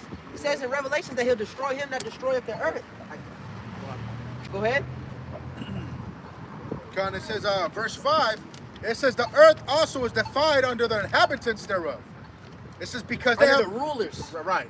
It's not just mankind and humanity. Mankind and humanity is not the one spreading the chemtrails in the air. The nigga in the hood is not the one that's fracking, taking the oil out of the earth, making genetically modified. It's the people that's ruling. It's the people that's in charge. Pumping chemicals into the waters. Yeah, You know, or not having a proper disposal plan. Yeah, plastic. Here it is, you pumping, you producing all these plastic artifacts, man, and you ain't got no proper plan to dispose of them. So now all of a sudden, now the water, the Pacific Ocean is fucking, what they say is an island twice the size of Texas, man. got a question. You got a question, young man? You know about the Israelites? But you got you know, the garbage patch, the Great Garbage Patch is what they call it, man. They say it's an island of garbage in the Pacific Ocean, twice the size of Texas, bro. Texas is big. Texas is big as hell. You know? Everything's bigger in Texas. And then there's a certain part of I believe it's Indonesia. It was an article I was reading. I believe it's Indonesia, if I'm not mistaken, but it's a certain beach where the current and the waves, it takes part of that garbage, bro, and it washes us up on this beach. So now, bro, it's a beach. It's literally a beach full of fucking garbage, man. Yeah, I saw that. It's all kind of plastic bottles and it's all, bro. It's a beach full of fucking just plastic garbage, man. Yeah. And it's like, bro, man, bro, the earth needs healing, man. Yeah, man. You know? We mourn for the earth. We mourn for the earth. Man, because this is our inheritance. And we watching this devil just do everything that he can to fuck up our earth. It says that the earth was created for the righteous, man. Right. And we just gotta watch this guy just do all. That's one of the things that we're sighing and crying and mourning for, man. It's sad watching such a great creation as the earth just get mishandled and misused. It says in the book of Sirach, 10th chapter, it says that. Baba Krishak, can we just read it? Sirach 10 and verse. It's painful to witness, man. You know, as much as just us standing here, right, for these few hours, standing on this concrete, man. My you know, every week, you know, but you know, your feet, ankles, knees, back, and my back. just standing on this, man. But just imagine how the earth feel with all this concrete covering it. They can't breathe. Imagine if we had just concrete on our back, bro. If our skin was just fucking concrete, bro. That's sad, man. And the earth is a living organism. Exactly. And the earth is mourning. We just read the earth is languishing like the earth is Then you got the crying. trees, bro. Like they can't even take root, man. Not to mention, you know, the radio waves, the 5G and the 6G and all this different shit, man. How it's affecting the birds, how these different things how it's affecting us and the wildlife and these different things. I said the birds specifically because, you know, The They birds deny falling it. out of the sky, Yeah. just dropping. Whales beaching themselves through the pollution, and then it's like you can't escape it. You could do everything that you can. You can get a EMF sticker on your phone, you know, and try to lower the waves, the radiation waves. But Everything. then you got outlets in your house, and those outlets is emanating radiation. All right, yeah, and these are things that we need. The phone is giving people, and it's like, I was fucked up because I'm like, man, these earbuds, I had these earbuds in all day at for work. 9 hours, 12 a hours. shift, and I'm listening to videos, I'm getting edified, but it's fucking, it's a damn microwave in my ear. So it's like, you want to get away, and it's like, you can't really escape it, man. You gotta have a phone. Now you keep your phone. Where else can I put my phone? But in my pocket. Now it's giving men prostate cancer. Or women, they put their phone in their bra. It's giving them breast cancer. All right, because it's constant. So how much more are you gonna see him in your fucking arm or in your forehead? What's that gonna cause? It's gonna cause that grievous sword. Right. We need salvation. Earth needs salvation. The animals need salvation. Creation. That goes in the book of Romans, man. Okay? That the earth mourneth. All right? That all creation yearneth for the manifestation of the sons of the Father. But go ahead. And 10%. This is Sirach 10 and verse 4. It says, the power of the earth is in the hand of the Lord, and in due time he will set over it one that is profitable. And that's what we're looking for, man. We're looking for Yahweh Shai to return and to reign. He's the one that's profitable. Everything is going to profit. All right, the reign of the Israelites, the reign of Mashiach Yahweh Shai. The birds gonna get to singing again, man. That's the alarm clock. All right, the birds gonna get to singing again. The bees gonna come back. All right, the trees gonna get to dancing and rejoicing again, man. And no fella has come up to chop them down. Hey, ding dong, the wicked witch is dead. You know? Well, follow the yellow brick road, and you're gonna see who causes all the problems. The yellow brick road is gold. The elder Tazadakba, he goes into the breakdown, man. He goes into the breakdown of that, the Wizard of Oz, man, and it's deep too. You know, but it leads you to who's fucking everything up. The wizard, man. The illusionist. The Oz is, yeah. You know? Illusionist, yep. Because really, he didn't have no great power, man. He was You weak know? as fuck. It was all an illusion. Torah revealed everything. Yeah, well, I mean, you, is this the man?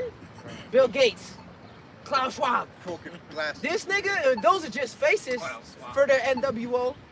But the niggas behind them they're not physically imposing. This is a devil with a big ass nose. That nigga off of Simpson, The Simpsons. Mr. Burns. Mr. Burns. Mr. Burns. That's Jacob. I think it was Jacob. Yeah. I think he just died, didn't he? Yeah, he just died. You know, That was and his cousin Evelyn died not too long ago, man. Yeah.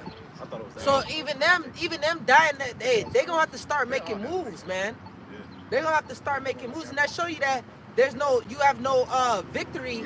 All right, it says in the book of Ecclesiastes, man. Right, you can retain your soul. No matter how much money you got, you know, y'all liquid, y'all got all the resources. Well, if the Lord wants you back, you all the heart transplants. The Lord's in control, man. You just a man. Says there's no discharge in that war. No matter how many Jake Harts you try to get, Right. you know. Right. Hey, jump down to, you still in Sirach 10? Close it out with the physician, cut it off a long disease. Perfect. This is Sirach 10 and verse 10. It says, the physician cutteth off a long disease, and he that is today a king, tomorrow shall die. That's it. Position is That's it. how it's shot. Drago. And that king is talking about Esau Edom. Yes. Today he's a king. Tomorrow he shall he die. shall He's die. going to be dying now.